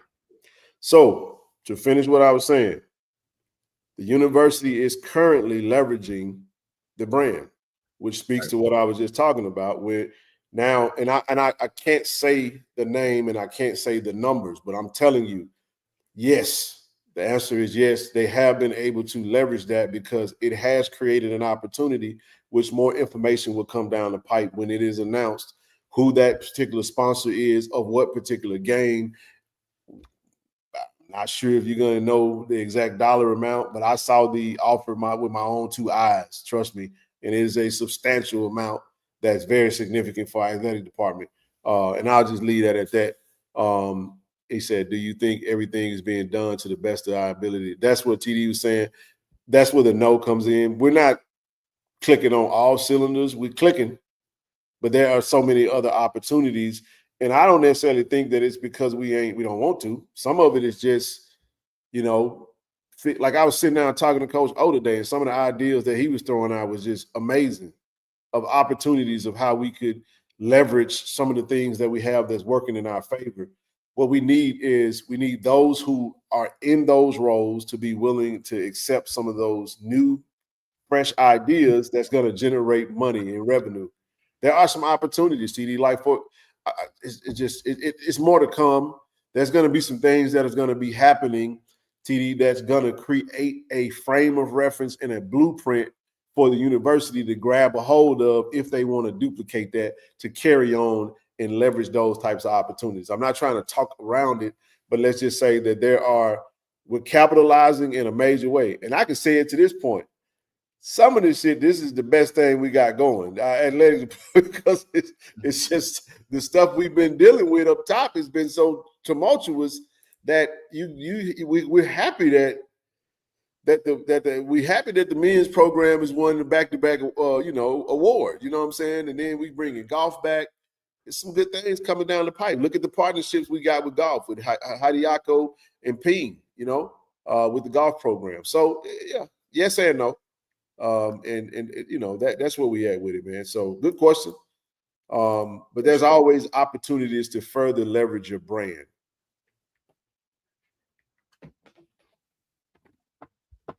Like Ms. Rochelle said, step out of the box. Yes, best AD we would be there. Yeah, we'll get there. But no, the press conference coming up. I think it's the 4th, TD. I think it's next week, next Wednesday. Mobile. So we'll bring you some clips of that. But it will be on the Go JSU Tigers YouTube page. So they'll have that press conference out there for us to go and hear what Coach Taylor has to say. He's gonna be busy the next few weeks for some specific reasons. As we get ready to get out, so this is what I will say. You guys know, get signed up to the collective if you haven't. We're geared towards. We had 440 signups. We're 60 signups away from 500. That's that golden number. TD, there is going to come a point in time where we're going to have to shut down 2025 signups in August as we get geared up for the first game, and we're going to have to start transitioning for 2026. Close out 1 year. We're going to close out in August, and we're going to roll into 2026 with some new, fresh ideas and waves, and then all the perks will start rolling out midsummer. But we wanted to just have a strong push. We still got a lot of signups. We still got 60 more signups to hit our ultimate goal, which can really put us to where we want to be. So if you haven't signed up, please click that link, get signed up. If you just want to donate, you can send a Cash App donation to Cash App $KC-1400 Collective. If you just want to donate, or you can go to the website KC-1400collective.com and you can just donate through Givelify. Listen. Man, I'm excited, TD, because next week, in 2 weeks, we're gonna be in the ATL, shouting over there, man, smoking cigars at the at one of these cigar lounges. But we're excited about this partnership with Greenwood. Next week, I'm gonna follow up with Greenwood over the weekend. Sometime next week, I can't tell you what day it's gonna be, but the expectation is to have the bottle on the website to get started on the pre-order. And we're not just going to stop right there, man. We're not going to stop right there. Of course, the meet and greet is on Saturday, June 14th. Special guest in the building. Miss Rochelle pulling up. She's pulling up, TD. Pulling up. Flying in, pulling up. Yes, sir. We rolling out there, man. Brother ASVP, Brother Dent. And speaking of Brother Dent, man, I want to send a special happy birthday to Kevin Dent, man. I know his birthday tomorrow. Happy birthday, big bro. Happy birthday, KD, 49. Yeah, happy birthday, man. Y'all send all the birthday wishes to Kevin Dent, man. Y'all tell him wish him a happy birthday, but he's going to roll out there with us, man. We're going out to have a great time, man. They're excited, man. They're excited, TD. Big time fundraising opportunity for us, for the collective, and we're going to continue to move things in this direction. Now, I do want to report back. Had a great call on yesterday. Fantastic call on yesterday. Let's just say we moving into the vodka business as well. KG Dub kind of stole our thunder a little earlier, but we will be partnering with another. We got some vodka coming down the pipe. I'm not going to speak to the partnership yet because when we roll this one out, TD, we're going to actually have a link and you'll be ready to buy when we roll it out. So we're going to keep all that under wraps until we're ready to roll with that. But I will say this right here. This was a video from photo from someone that was present there. That's me obviously on the call yesterday, had a Zoom call. This is the owner of said company, the vodka company. It's Black owned. Very, very, very intelligent brother with an amazing, amazing story on how he got started. I can't wait to share his story. TD, wait for him to share his story. And amazing product. Excited about the potential to partner with us, and very inquisitive about the platform, about the opportunity to work with an HBCU, something that they've never done. And he was inspired by Ciroc, the inspiration of Sean Combs, the business mogul, not the baby oil guy.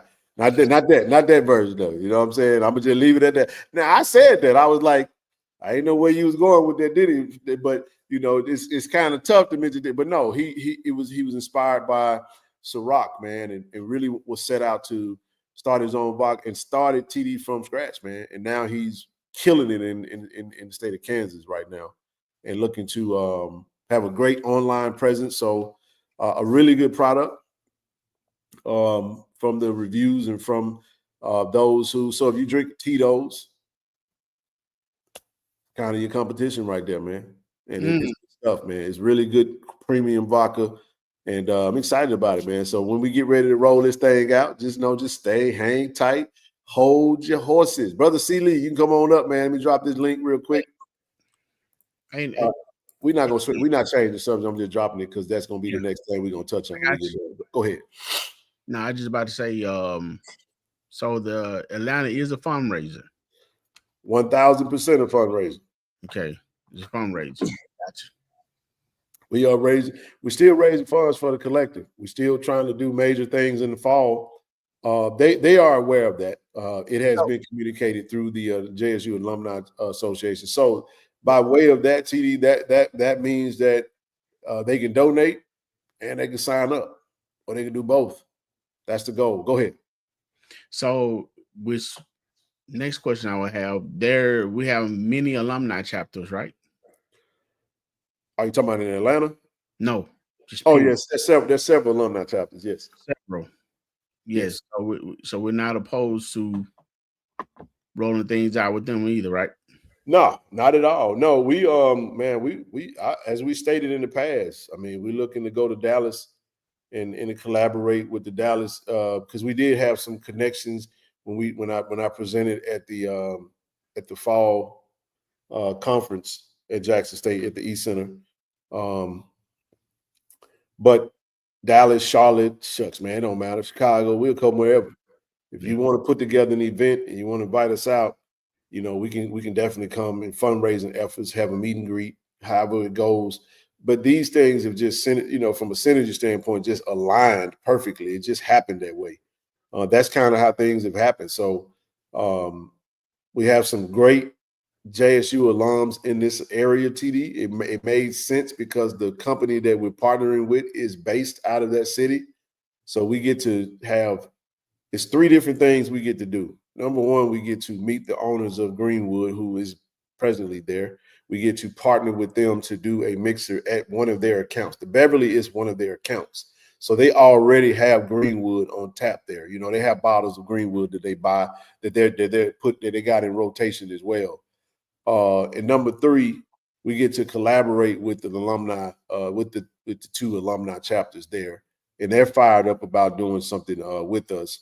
And then two, some other stuff I won't speak to, but they'll be excited about what's to come there that weekend. That's going to be. Oh, and the fourth thing, TD, is that through Brother Kevin Dent, I think one of his teammates owns a cigar bar. That's what we're supposed to be going to Friday. So we get to collaborate and meet some other alums in the area, smoke some sticks, and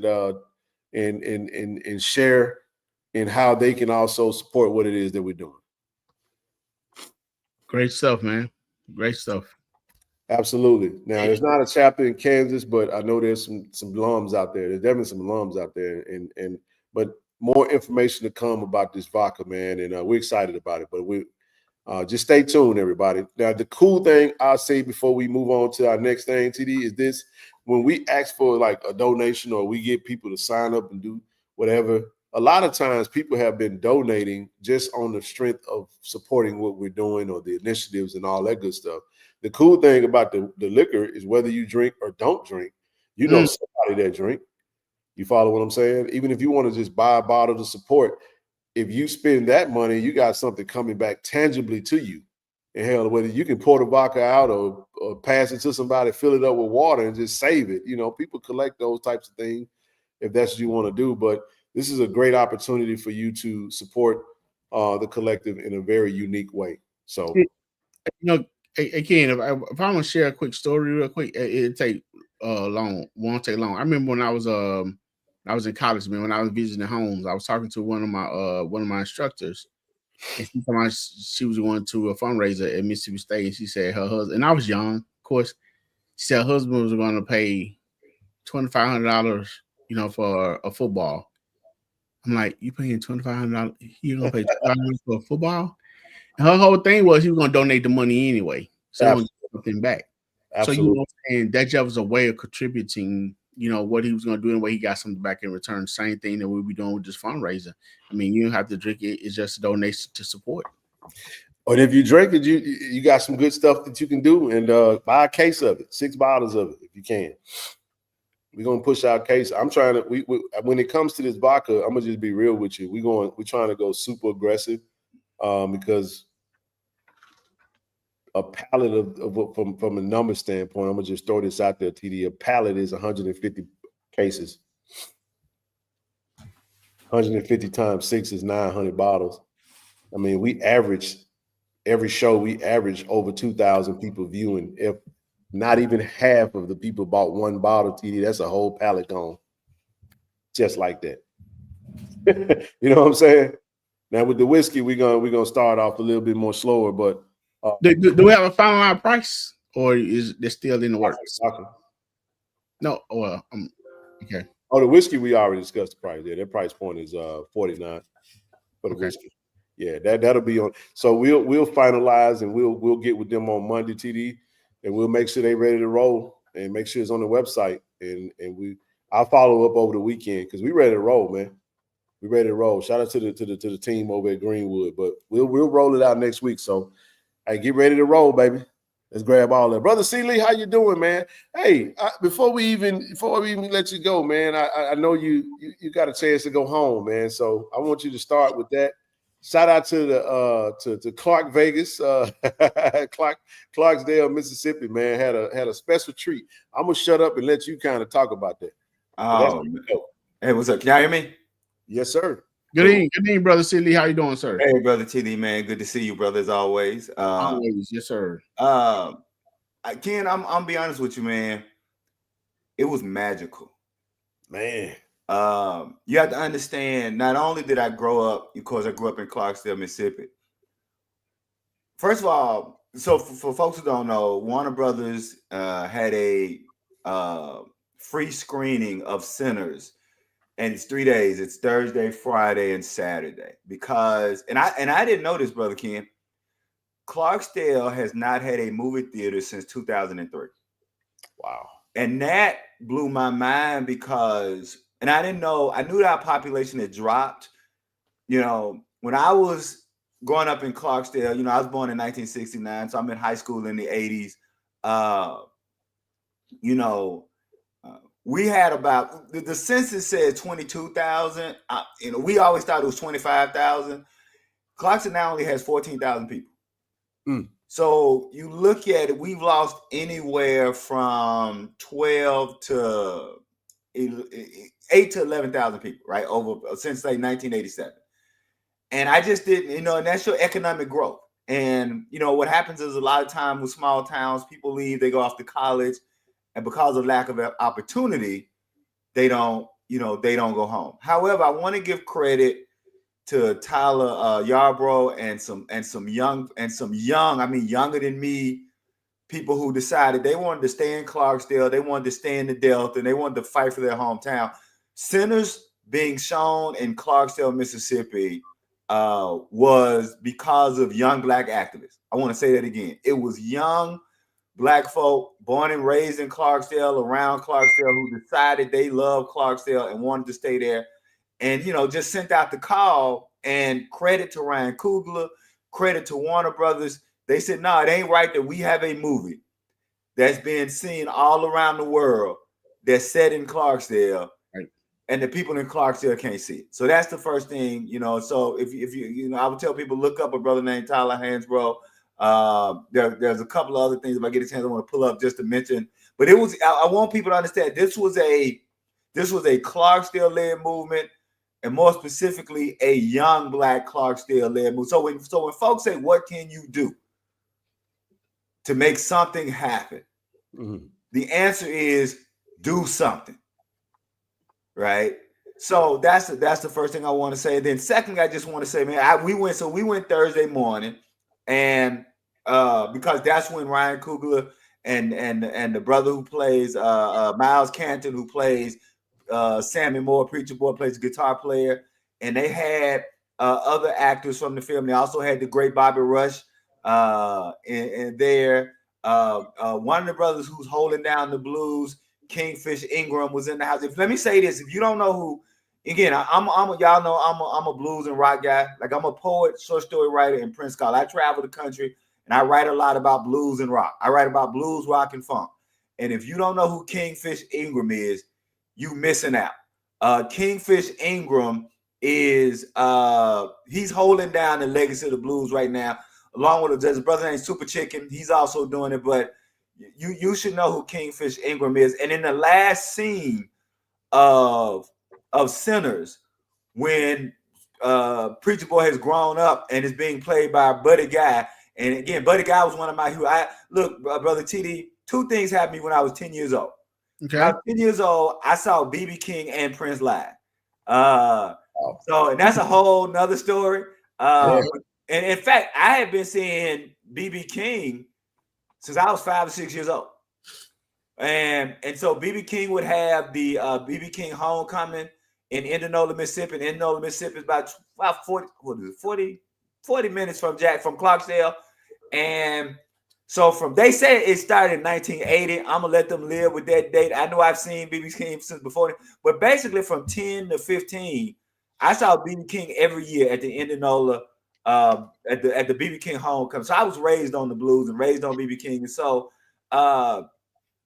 what I love the most, and if you guys got the newsletter, you can click on the pictures. I was so happy. Not only did we have a packed house that first night, Brother Ken, on my road was people from Clarksdale. A lady had driven from Iowa. We had people who flew in from London. Wow. Now, I need people to understand that Clarksdale is no stranger to blues tourism.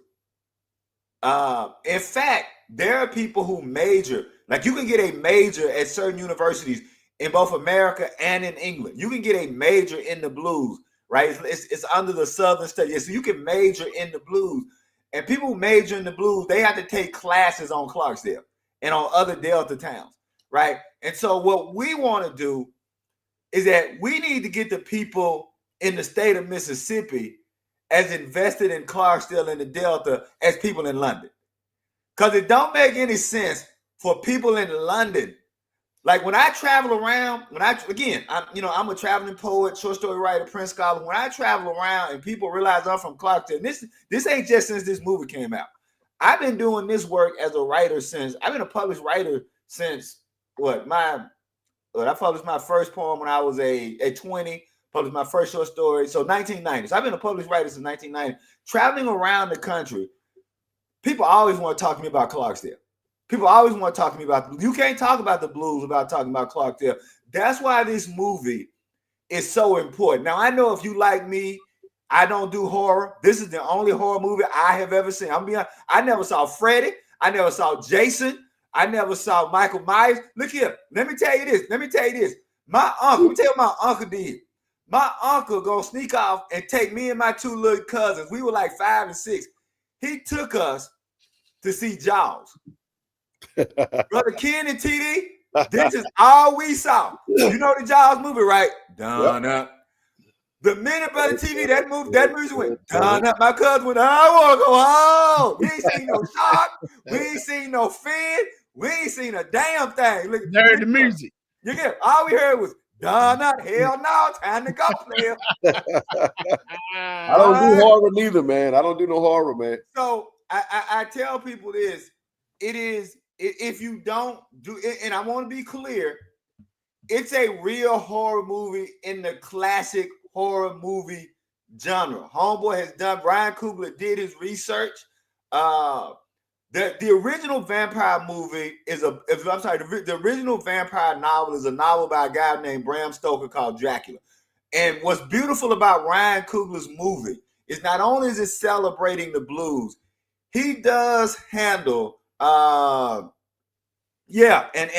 Dr. Phillips, and we're gonna discuss. I'm actually on right now, Brother Lewis, to discuss an article by Dr. Phillips. So yeah, so if y'all haven't about Dr. Phillips' book about the Ayers case, I went to the first signing he had at Africa Bookstore. And by the way, if you're in Jackson, support Africa Africa Gallery and Bookstore is down on Fair Street. So support Africa Bookstore on Fair Street. And again, he was also at History is Lunch, which is by the Mississippi Department of Archives this past Wednesday.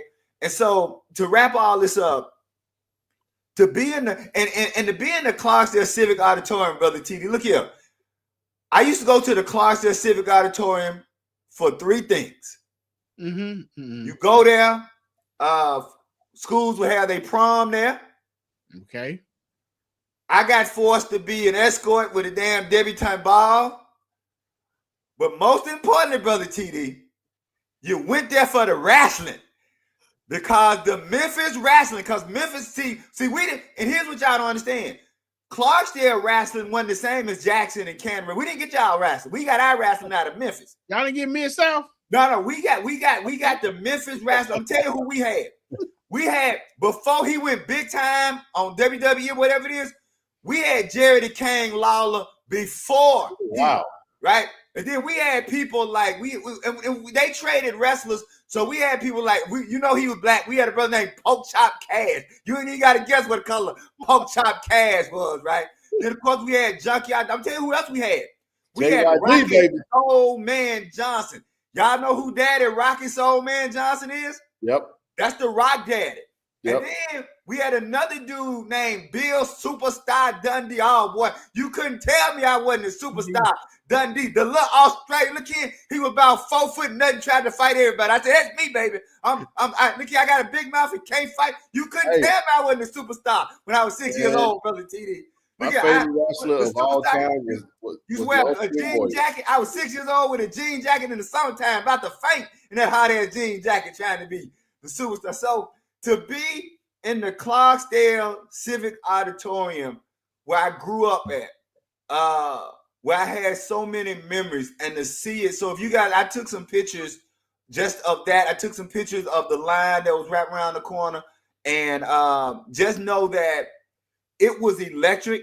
And the greatest thing about it was they did the introduction before the film. So Ryan Coogler and folks came out and talked before the film.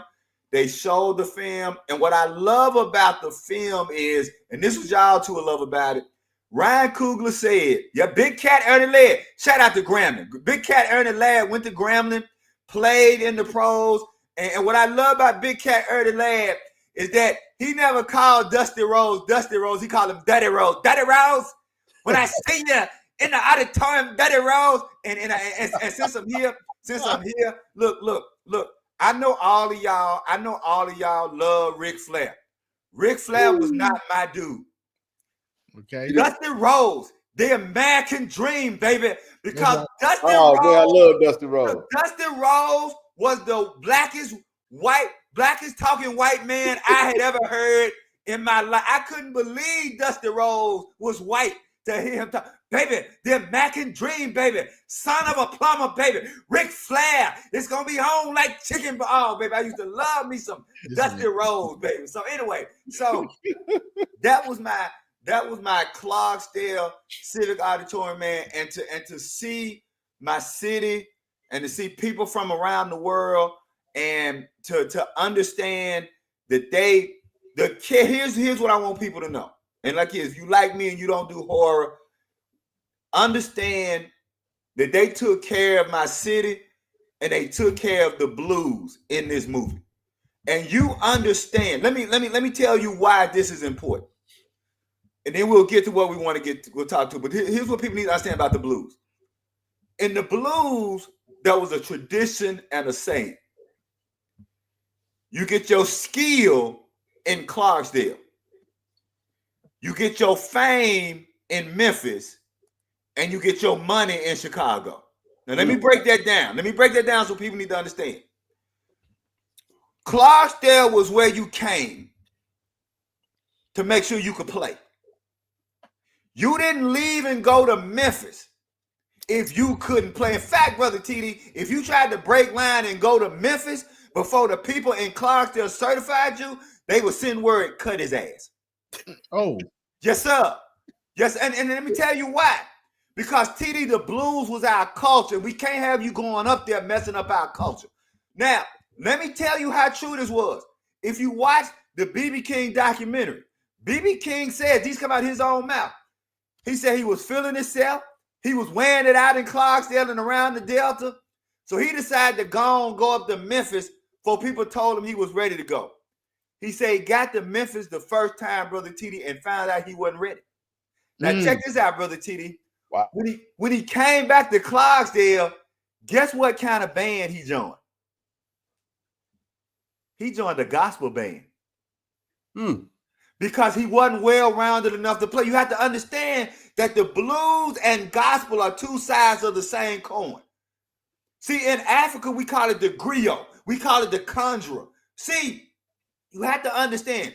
So my publishing company is called Psychedelic Literature. And the problem is most people connect psychedelics with drugs. No, psychedelic being connected with drugs, that's what the white rock boys did. But you have to understand, Brother TD, you've been in the church. Our elixir is the music. We didn't need no drugs to get high spiritual. Our music did that for us. Yes, sir. So that's the one thing that Ryan Coogler is showing in the movie. That for black people, our music was part of our spiritual transformation. So we weren't going to let you play with that thing. We weren't going to let you go to Memphis shucking and jiving because you had our culture in your hands. And so B.B. King said once he got back to Clarksdale, and once he joined that gospel group, so he playing at the juke joints on Saturday night, and he playing in the church on Sunday, perfecting his craft. Then TD, somebody could tap him on the shoulder and say, now you ready to go. You don't go when you think you're ready. You just have to get tapped on the shoulder. And then you go to Memphis and you make a name for yourself. You ain't gonna make no money. Let's be clear. You go to Memphis and make a name. So that's why you get your skill in Clarksdale, you get your fame in Memphis, and then you go to Chicago, and that's where you get your money. So it was basically kind of like the movie Cadillac Records. Yep. And I'll say this. I actually wrote a review of Cadillac Records years ago, and you can actually find it. If you Google my name and Cadillac Records, you can find that review online. And although Cadillac Records, there were a lot of things in it. You know how they call it artistic license. Embellish it a little bit. They embellish some things. But to your point, TD, yes, it was a mentorship. It was a learning ground. And what you had to do was be tapped on the shoulder by somebody saying, yeah, and my argument today is the problem with what's happening with black music today is we don't have a training ground. You don't really have that thing where the masters of the skill can say, this is what it is. And I'm not knocking anybody's, I mean, in all, not just one genre, in all genres. And I'll end on this. The one thing that hurts us is that in our community, for whatever reason, we don't respect our legacy artists the way other folks respect their legacy artists in their genre. That's facts. Right? Why is it that the Rolling Stones and all the other groups can continue, but we don't really support our legacy or in certain ways. So that's, I'll say, so just saying all that to say that like I said, I was there. We look here, man, and I know saying, look here, we got that win. We drove. It's a 3-hour drive. We drove, and look here, we went to ground zero. Get us a little fried catfish. I do my 2,000 calories. Look, I do my 2,000 calories a day, but I'm in ground zero. I'm at home in Clarksdale. So we get us a little fried catfish. We get us a little. You gonna keep saying that, huh? This got to get us a little barbecue. Every time you say fried catfish, he get a little tingle. Oh, my bad, brother T. My bad, brother T. Look here. And they was playing the blues up in ground zero, and they played one of my favorite songs, which is "Baby, What You Want to Do." And I got the grooving up in that thing, and then that old age tapped me on my shoulder about 10 o'clock. And go to bed, baby. Because and so we knew we was going to be in line at 8:30 because we had our passes, but it was first come, first serve. And so, but we had a great night at ground zero, and then we went and got that morning, and so like I said, they're gonna have two more showings Saturday. So if you're around the Clarksdale area, you go see the movie for free. And again, I'm just glad that our history and the importance of our music is being shown. I'll shut up on that part. So I want to ask you, is there anything different in the showing there than in the movie theater? Are they showing more? Are they explaining more? I mean, is there what's the difference? No, it's other than there's a talk before. So Ryan Coogler and the crew, they come out and they talk before, and then they talk after, give a Q&A. But the movie's the same. So you get the movie. But what is cool is there's some nuggets and they talk about this. So I'll say this. There's a funny line in the movie that Delroy Lindo, who plays Delta Slim, there's a funny line in the movie that Ryan Coogler says he stole that line from Bobby Rush. When he was telling people about, because he didn't tell people that the movie was going to have vampires in it at first, because he was getting all the blues people together. And that was the funny thing when they was getting the blues stuff, and he said he had Bobby Rush and all the blues players, and they talk about the movie, and then all of a sudden Ryan Coogler said, and then the vampires show up. Everybody was like, what the hell? The Who? The Who show up?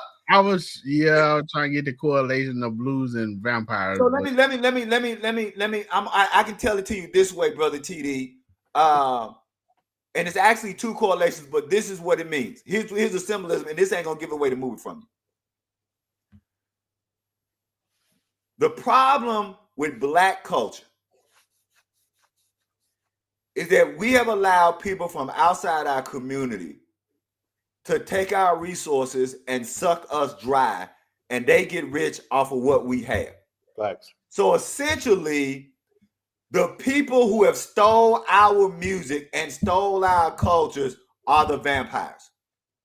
Now, there's some other symbol, there's some other kind of spiritual and religious symbolism that's going on too. But at the core of the movie is saying, be careful. Be careful about who you let into your community. And Black people, we have not been careful with whom we've allowed in our community and with whom we've shared our culture. Because, and I love this, and I use this quote in when I gave my analysis, when I wrote my analysis of the movie, I used this quote by Prince. He was talking about master recordings. He said, either you own your masters or your masters own you. And the problem for Black people is, so, and I've said this before, and this is just a question I asked to both of y'all. Who owns Italian food restaurants? Italians. Who owns the Asian laundromats? Asian. Who owns Black music? Caucasian. What? Caucasians. Jewish. Yeah, exactly. Yeah. So why is it that everybody else can own what they do? Black people are the only people that don't own what we do better than anybody else. So let me ask you this, Brother City, because even just growing up, I remember they had the restaurant around the area, Burgers and Blues, and they had them shows. I've seen more Caucasian people in the blues spots and supporting, the music, I mean, they seem to love it. They turn up with it. They can tell you more about BB King and the artists and different stuff like that. They support the music. So 2 things on that. So what happens is that Black people create something as see, here's the one thing that we need to understand. This is why our music has gotten so far off. From an African sense, our art has never been separate from our social political movement. African people never made music just for fun. The music that we make, it may be fun, right? It may be fun, but it was always a social political response. With me? And so because it's a social political response, what white ownership has always done would come in and remove the social political response from the music and make it something just for fun.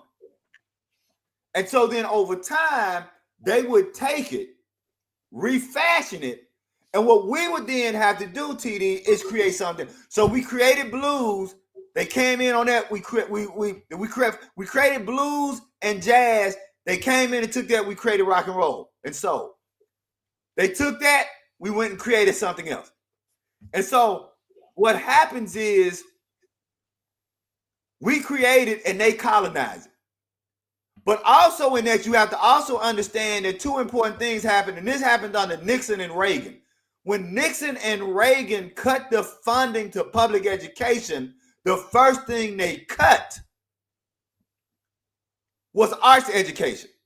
The reason hip hop came to be is because they took music out of public education. And this is, y'all know I'm not a hip hop guy, but I give props to hip hop in this way.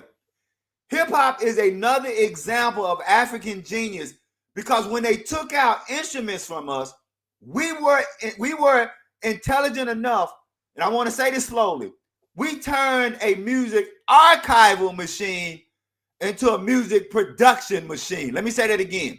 We took a music archival machine and turned it into a music production machine. That is the genius of hip hop. Now, I don't like sampling.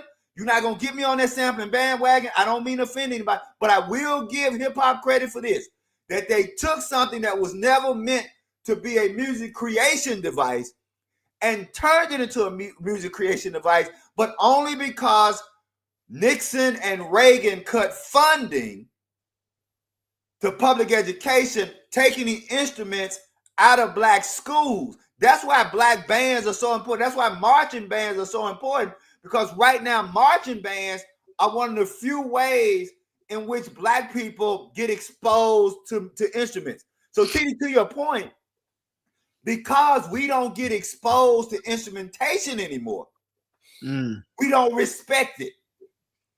And I'm just going to be honest. Most Black children under the age of 35 don't respect instrumentation because they haven't been exposed to it. So if you've never been, and here's the example I give. If you and Brother Ken have been raised on real macaroni and cheese, and I've only been raised on Kraft macaroni and cheese, I don't have any respect for the real macaroni and cheese, because all I've ever had is the imitation. And I'm not, crapping on, I'm just there. So because of that, we don't have a respect for instrumentation. We don't have respect for what it takes to be a musician, because everybody's just punching buttons and copying and pasting. And I'm not saying that's not a skill set, but what also this movie Sinners does is it shows the magic in creating sound with your fingers. It shows the magic in creating original sound through an actual instrument. That spirituality that comes through the body. There's a spirituality that comes through the body. That's why Brother TD King, when y'all at church and those musicians can move the spirit that way, because that spirit is flowing through them and into the instrument. That's not happening the same way when you're doing it with sampling. And so because we have turned from that, white people who still have instruments and music programs in their community, they still have a love for instrumentation in a way that we don't, because we've had it either colonized or taken from us, and we've had to move to something else just to survive. I hope that answered the question. And I want to say this. I'm trying to be nice. I want to say this. Y'all know I only come on here to talk to Jackson State people, but there was something that I have to correct. I have to correct bad information. Okay? So there are a couple of things. Again, if you guys are on the newsletter, you read my newsletter, so I broke this down. A lot of people want to know why there are Asians or Chinese people in the movie. And I'm tired of seeing bad. Again, y'all know I come on here to talk to Jackson State people. I don't come on here to talk to anybody else but Jackson State people. But when I see bad information, I have to at least address bad information. The Delta, Brother TD and Brother Ken, has always had an Asian and particularly a Chinese population, and here's why. After the ending of slavery, the white plantation owners attempted to pipe in Chinese citizens to replace us as the labor of plantations. But what happened is, and this is where having a home, because those Chinese residents had a connection to China, when they got to the Delta and realized that the white people had only brought them there to be plantation labor, the Chinese people are like, oh, the hell with this, and they basically start opening up stores. That is what happened. So that is why the Delta has always had. Now, as I write, and I've written 2 articles on this. The first article I wrote on this has been published in a lot of places. It's called the Mythology of the People of Color Coalition, right? There is no People of Color Coalition, so I'm clear about that.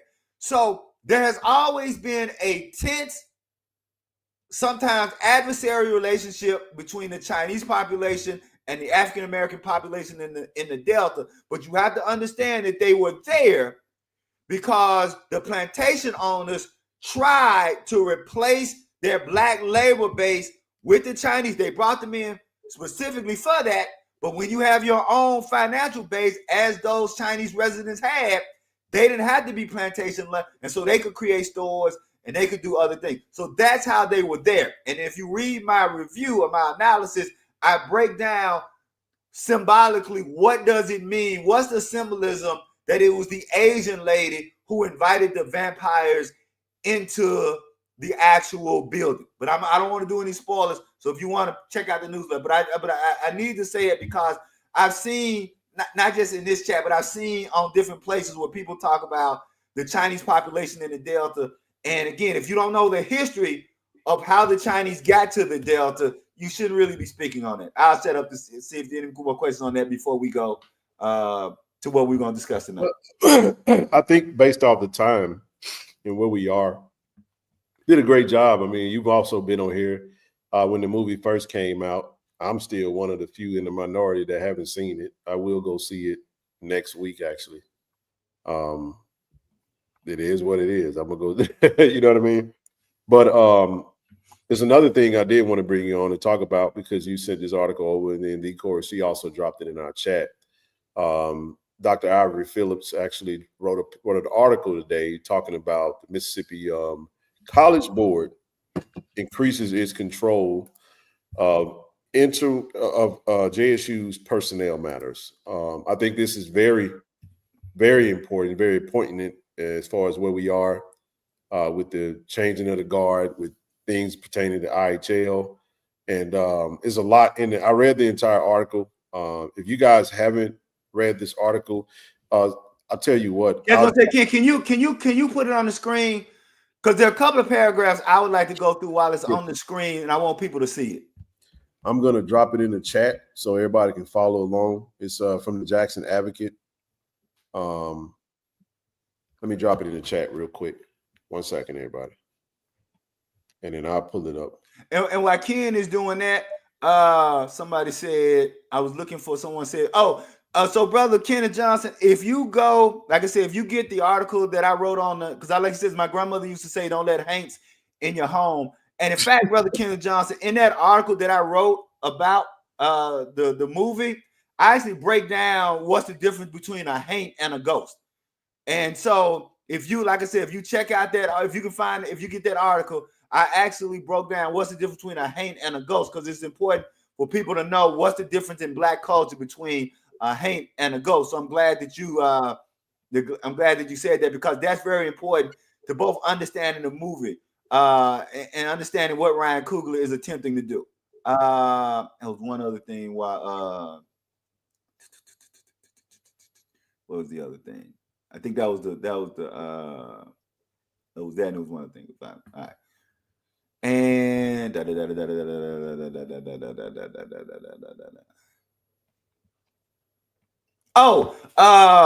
BBN, Black Business Network. Celie, do you know the history of New Africa Road in Clarksdale? Yeah, New Africa Road in Clarksdale was founded by runaway slaves.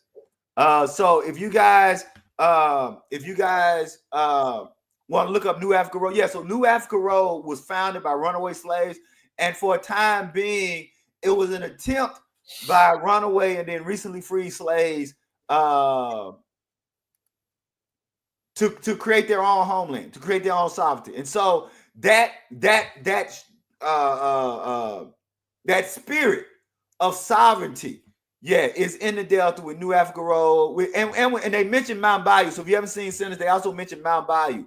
So Mount Bayou and New Africa Road are places that you could see from the earliest inception of Black people not waiting on white people to free them, but not only freeing themselves and attempting to create sovereign institutions. So I'm glad. Thank you, BBN, Black Business Network, for asking that question about New Africa Road. So please, y'all got go do some research on New Africa Road, because again, that was an attempt of runaway free to create their own sovereign place. All right, yeah, let's go to that article. So, all right, I'll start here. The first, I actually did highlight the first paragraph. I'll share it after that. So, I'll open it up with just like I said, you guys can click the link and you can go straight to it. It says, at its monthly meeting in May, the College Board, as part of its consent agenda, voted unanimously in favor of retroactively approving the hiring of Mayo Mallet, LLC, as an outside counsel for Jackson State University. That hiring involves personnel matters. The specific job stipulations are and have been to perform services necessary for the review and revision of staff and faculty handbooks, and to advise the Division of General Counsel on personnel matters and employment law when necessary. So, one second.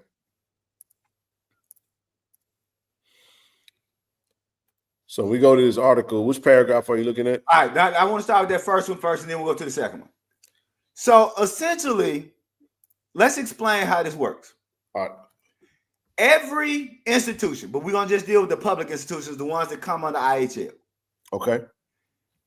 Every institution has its own general counsel on staff. So Jackson State has general counsel.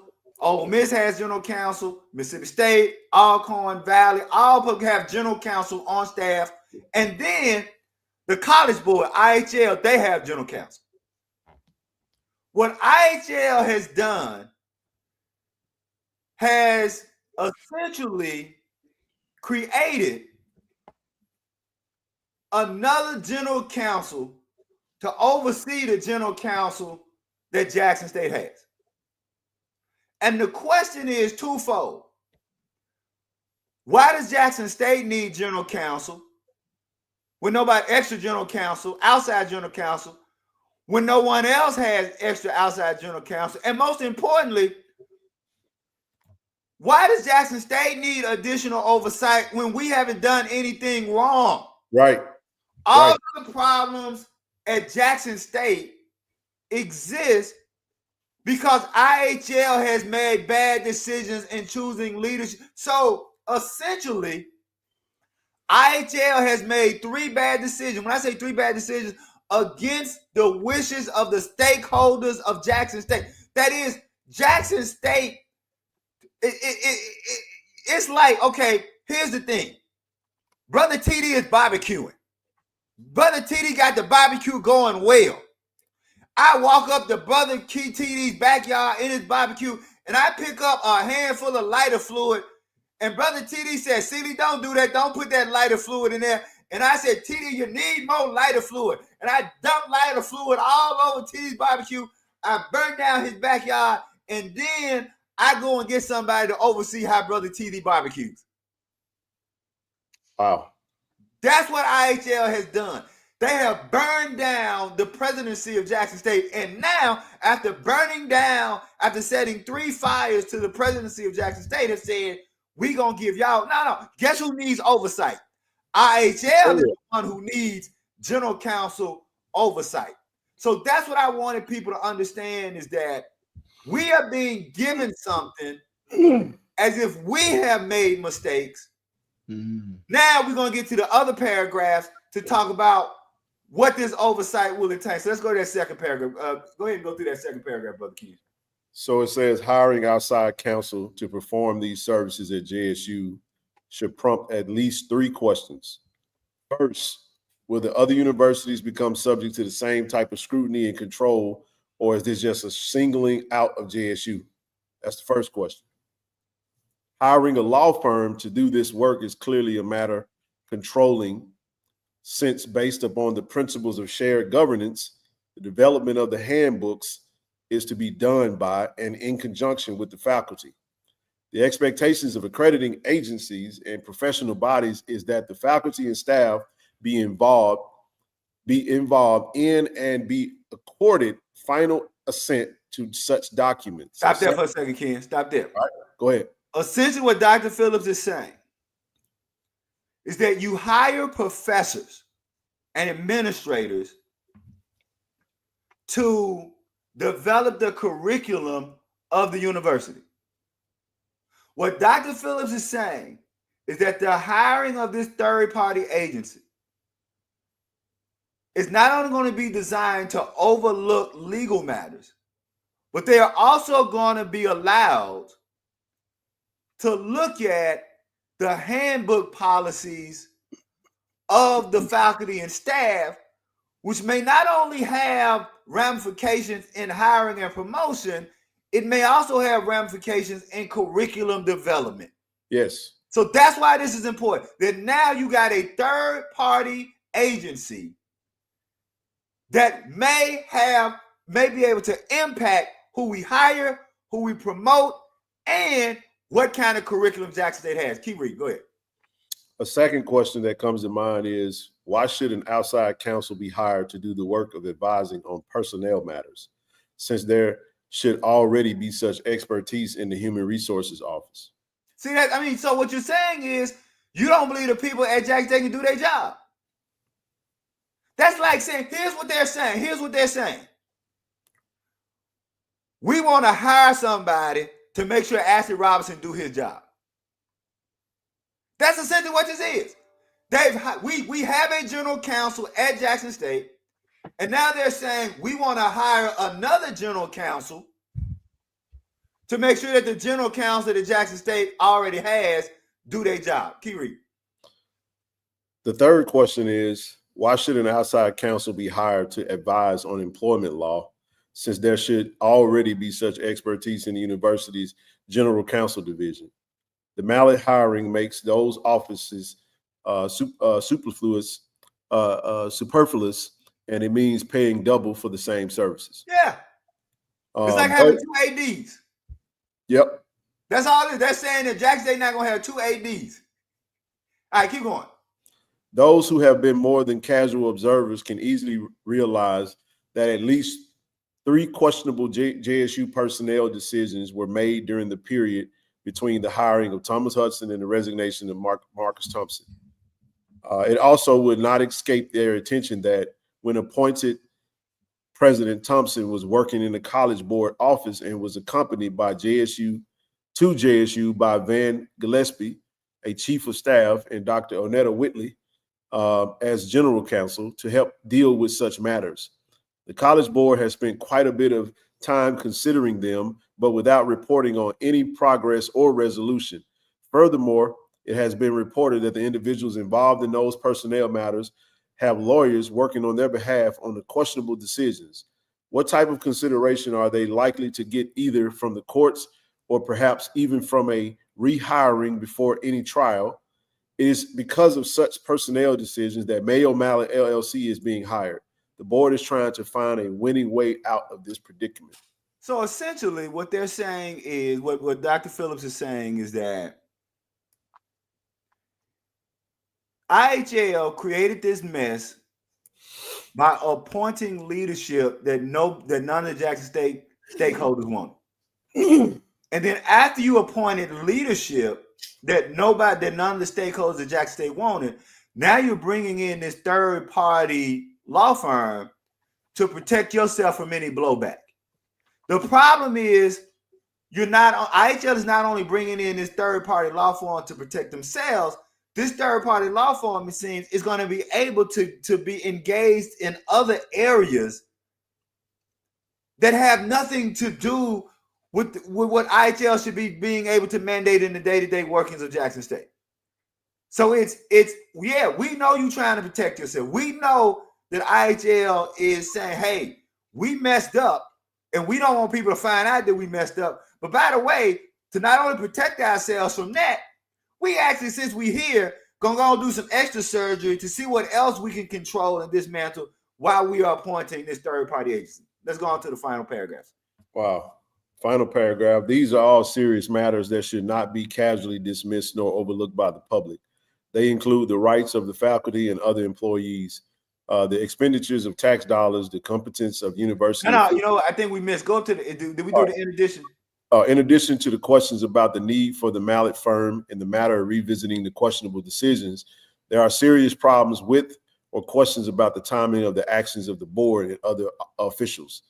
The first question is, why was the request to hire Mallet not made a part of the regular agenda? Read that sentence again. The first question is, why was the request to hire Mallet not made a part of the regular agenda? So it wasn't made public? Nope. Go ahead. The answer, of course, was in order to avoid having the matter publicly discussed. There we go. The second question is, for how long and with who else besides the attorney was the matter discussed prior to being presented at the board meeting? The third question is, how much work had already been done by Mallet before the request was made to hire them? In making the request, the board sought a retroactive period of 3 months. Here's what's important in that paragraph. IHL chose the last 3 Jackson State presidents behind closed doors. Yep. How did that work out for us? Terrible. They just appointed this third-party law firm to oversee Jackson State behind closed doors. How do we think that's going to work out for us? Terrible. You see what I'm saying? That's what that paragraph is saying. So if you want to follow the trail, this is another example. So has IHL changed? Clearly not, because they weren't transparent in hiring Mallet or Mallet, however you pronounce it. They weren't transparent in hiring them. They weren't transparent in hiring the last 3 presidents. So we have no reason to trust that this third party will do anything for the benefit of Jackson State, because if you're doing things behind closed doors, then there's no reason for us to trust you. Let's get to this last paragraph. All right. It says, these are all serious matters that should not be casually dismissed nor overlooked by the public. They include the rights of the faculty and other employees, the expenditure of tax dollars, the competence of university officials, and the transparency of the board and other officials. It is important that as many citizens as possible monitor the actions of the college board and be ready and willing to ask questions and raise concerns as individuals and or as groups. It is important that citizens be ready and willing to stand up for what is right and to support any who have been wronged. Read that last sentence, because I want to get to that last sentence. It is important. What says next week? Oh, next week, a look at the cases that helped initiate the Mallet hiring. Here's what I want. I'm going to come back to that last paragraph, but here's what I want to get to that last sentence. The Jackson Advocate is one of the oldest Black-owned newspapers in the country. Not in Mississippi, not in the South. It's one of the oldest Black-owned newspapers in the country. If you have, I want to say this rightly. If you have the money to have a subscription to the Jackson Advocate and you don't, you are helping other newspapers perpetuate bad information about the Black community. Dr. Phillips is going to be following this issue. He's going to be following it in the Jackson Advocate. Yes, this is on their website, but you should also have a subscription to the Jackson Advocate, and here's why. Just like we invest in Jackson State, just like we invest in the collective, and the Jackson Advocate subscription is $30 a year. For anybody who knows, it's $30 a year, and you get one paper a week for a year. So 52 papers, right? You get 52 papers for $30. That ain't bad. You need to have an information source that's in your best interest. And right now, on all matters like this, the Jackson Advocate is the only information source that's in our best interest. And Dr. Phillips is telling you he's going to be following this issue. He's going to give you an update next week. The only way you're going to get this update is if you have a subscription to the Advocate. And if you subscribe to the Advocate, right, you can then help them follow this. And now back to that last paragraph. What Dr. Phillips is saying in that last paragraph is real simple. The 5 stakeholders that we have mentioned, it is important that the 5 stakeholders of Jackson State stay tuned to what Dr. Phillips is doing in his research, but also we need the leadership of the 5 stakeholders to know this information just like Dr. Phillips. It is not just enough. So we need the president of the faculty senate to know this information. We need the president of the staff senate to know this information. We need the president of the alumni board to know this information. We need the SGA president to know this information. And we need the leaders of the community, the Jackson State community. So the leaders of our 5 stakeholders, we shouldn't just be getting this information from Dr. Ivory Phillips. So if you're in one of those, if you are alumni, if you're a faculty, if you're staff, if you're a student, if you're in the community, you need to go to your leadership and ask your leadership, why does Dr. Phillips know more about this than you? Or what are you doing to work with Dr. Phillips to make sure that this information is disseminated properly? I'll shut up. It's very well said. I don't, TD, you want to jump in there on that? Because I know I said a lot on the last show, and I'm thankful that this article came out because this is the most information that we've gotten about something. Again, somebody got to give a damn enough to follow it along. Thank goodness for Dr. Ivory Phillips. When you go back and look at him, he's class of 1971 JSU. You follow what I'm saying? Straight out of Rosedale, Mississippi. Yep. So we appreciate Dr. Phillips and the work that he's doing, but you brought up a very, very, very important point. Why does he know this information and those that the leadership seemingly does not? I'm not going to say that they don't know it. And if they do know it, and it's not being disseminated to the masses and to their community, to those that follow under their leadership, then they're failing they're failing as a leader of that particular group of stakeholders. And it's not just one entity. You mentioned the faculty, you mentioned the staff, you mentioned the alumni, you mentioned the community, you mentioned the students. We all got to have a collective effort and care enough about what's happening right now to be in the know, to ask the right questions. And listen, we're going to follow along with it. Any information we get, we're going to come on here and we're going to share it because that's our part to do it. So I'm thankful that you were able to. And when you sent me the article and Corey sent it through the chat, I was like, Dr. Seeley, I need you to come up. We're going to talk about this tonight because, we down to the end of the show, but we definitely wanted to make sure we got that out there. But Rosedale, I know Dr. Phillips and his sister Blanche. Hey, Mr. Dwayne, how you doing, Doc? Good deal. Rosedale in the house. Hey, and Ken, not to shift it too much. When I was at Coahoma County, somebody had the bright idea of scheduling Rosedale as our homecoming team when they was in the middle of not losing the game in 6 years. And we went out there, Ken. We went down the field, Brother TD. Mm-hmm. Went up 3-0. It was like, today, baby. Today that win streak in.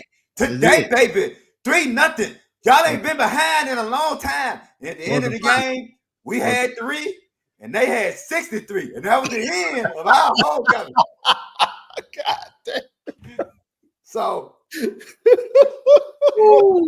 that is my Rosedale story, baby. Man, listen, I'm deeply troubled by this article. But I'm more troubled by our lack of organization. Mm. You said something about Clarksdale that I think is very apropos to what we're talking about. If you want to do something, then you got to do something. Yep. They organized. They got, you know, they stated what it is they wanted to do. They got active and they got after it. Exactly.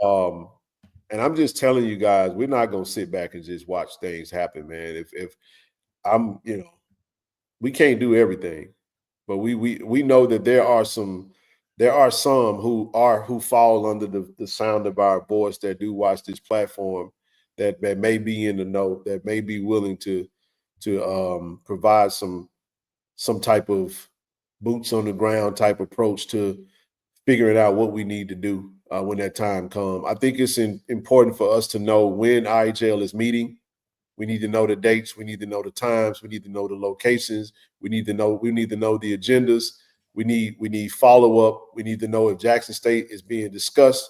We need to know where we are with the process. We need to know candidates. We need to know all of that stuff, man. And if that information isn't out there, then we got to go get that information and we got to put it out there ourselves. That's it. Can't sit back and keep waiting on people to do their damn job and they not doing it. It is what it is. I'm not talking about one individual, because people like to think when I say that I'm just talking about one person. I'm not talking about all of the stakeholders. And I do mean all, from student, like you said, SGA president, faculty, senate, staff, you know, all that is inclusive, not just alumni. We like to, I don't throw off. I'm just talking about we're in a tough spot that we're in, and we have to give a damn enough to want to know that we're following this process and we're holding IHL accountable, man. Somebody say, well, you think we can't hold IHL accountable? You're sadly mistaken. Right. We can't do it individually, though. Right. Right. If you got 5 fingers that I slap you with my hand wide open, I'm liable to break one of my fingers. But if I close that bad baby up and I put it together and I pop you with it, I can give you a mean punch, and I'm liable to be all right after I hit you. So what I'm saying is organization is the key. We can do anything we want if we organize. The problem is we can't ever get on the same page. Therefore, our efforts are futile. And you know, it is what it is. But listen, thank you, Dr. Phillips. Continue to do that work. I'm gonna go get my subscription. It'll be online. You know, I'm gonna do whatever I need to do to make sure I'm staying in tune with what we're talking about. Well, you know, I don't have I ain't gonna be sending no paper to my dad's house. You know, I ain't gonna do that to him. But at the same time, we got to do our part and make sure it's out there. If there's any information that we can bring, we will put that out there. We will use this platform, man. If there are some stakeholders that are out there that would like to, get a message out, hit us up. We'll be more than happy to use this rostrum to get that out there. But don't just stop there. Don't just come on and be capping for clout. Yeah, social media is a strong way to put information out as well. You know what I'm saying? We got several JSU groups, email lists. It's all kind of ways to get information out there. All kind of ways. And that's the most information we've gotten about anything that IHL was doing in the last since the president resigned. We ain't heard nothing else. And I'll just say this. And again, y'all know it's fun. I always use these quotes, and I'm the least probably hip hop person on the planet. Tupac said something once. He said, somebody's asked him, but he said, I may not know the solution or the answer, but I hope if I keep asking the right questions, somebody will solve it. And so I'll add to what Tupac said, and I'll deal with what's called the Socratic question. Socrates talked in questions.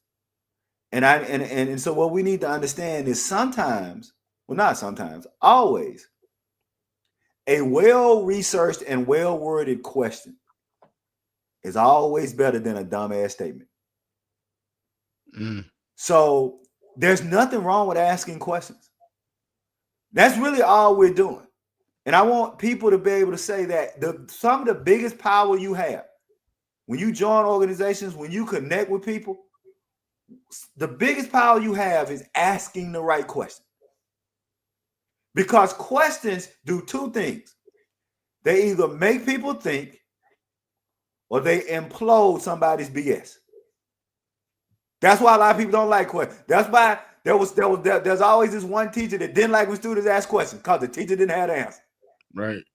And the teacher wasn't smart enough. Do you think that in my 25 years of teaching that a student asked me, every time a student asked me a question, I had the answer? No. And I was always clear. I would say to the student, you know what? Let me engage in some research, and by next class period, I'll try to have an answer. Or you lying about something you don't want to address it. Exactly. Or you lying about something you don't want to address it. Sound like the Christians who just got pardoned from Trump when they got asked the question. He's like, "Oh, you must be from CNN." Right. Exactly. Exactly. So questions are not bad things. Questions are not starting trouble, but questions are powerful.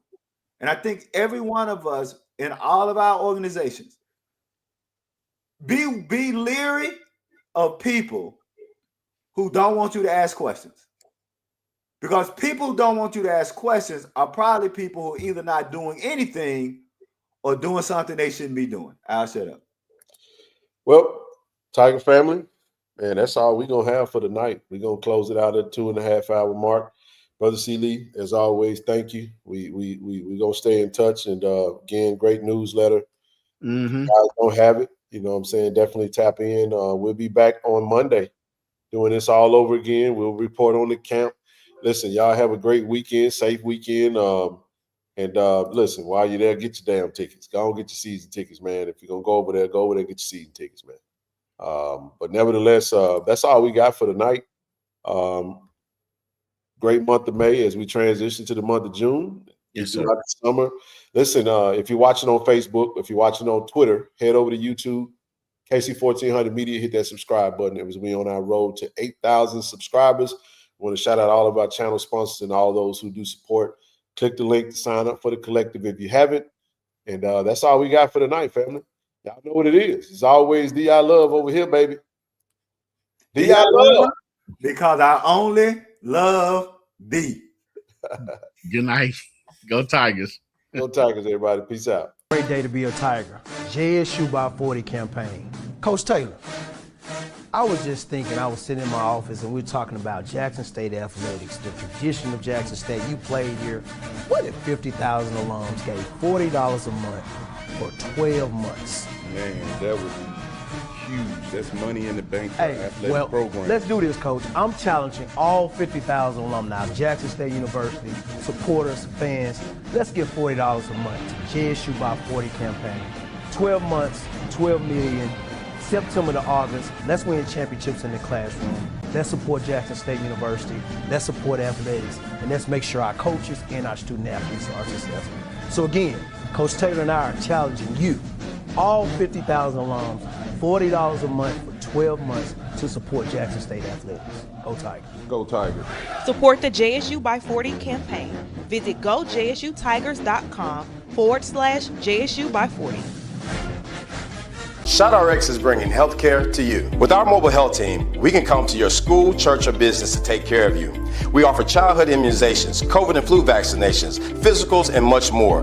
Don't put your health off. Welcome to Care and Compassion. Welcome to ShotRx. Hey, this True Thompson. True, you got to get word for Tiger Nation, man. I love y'all. Tiger Nation. D.I. Love. Go Tigers, baby. Appreciate you.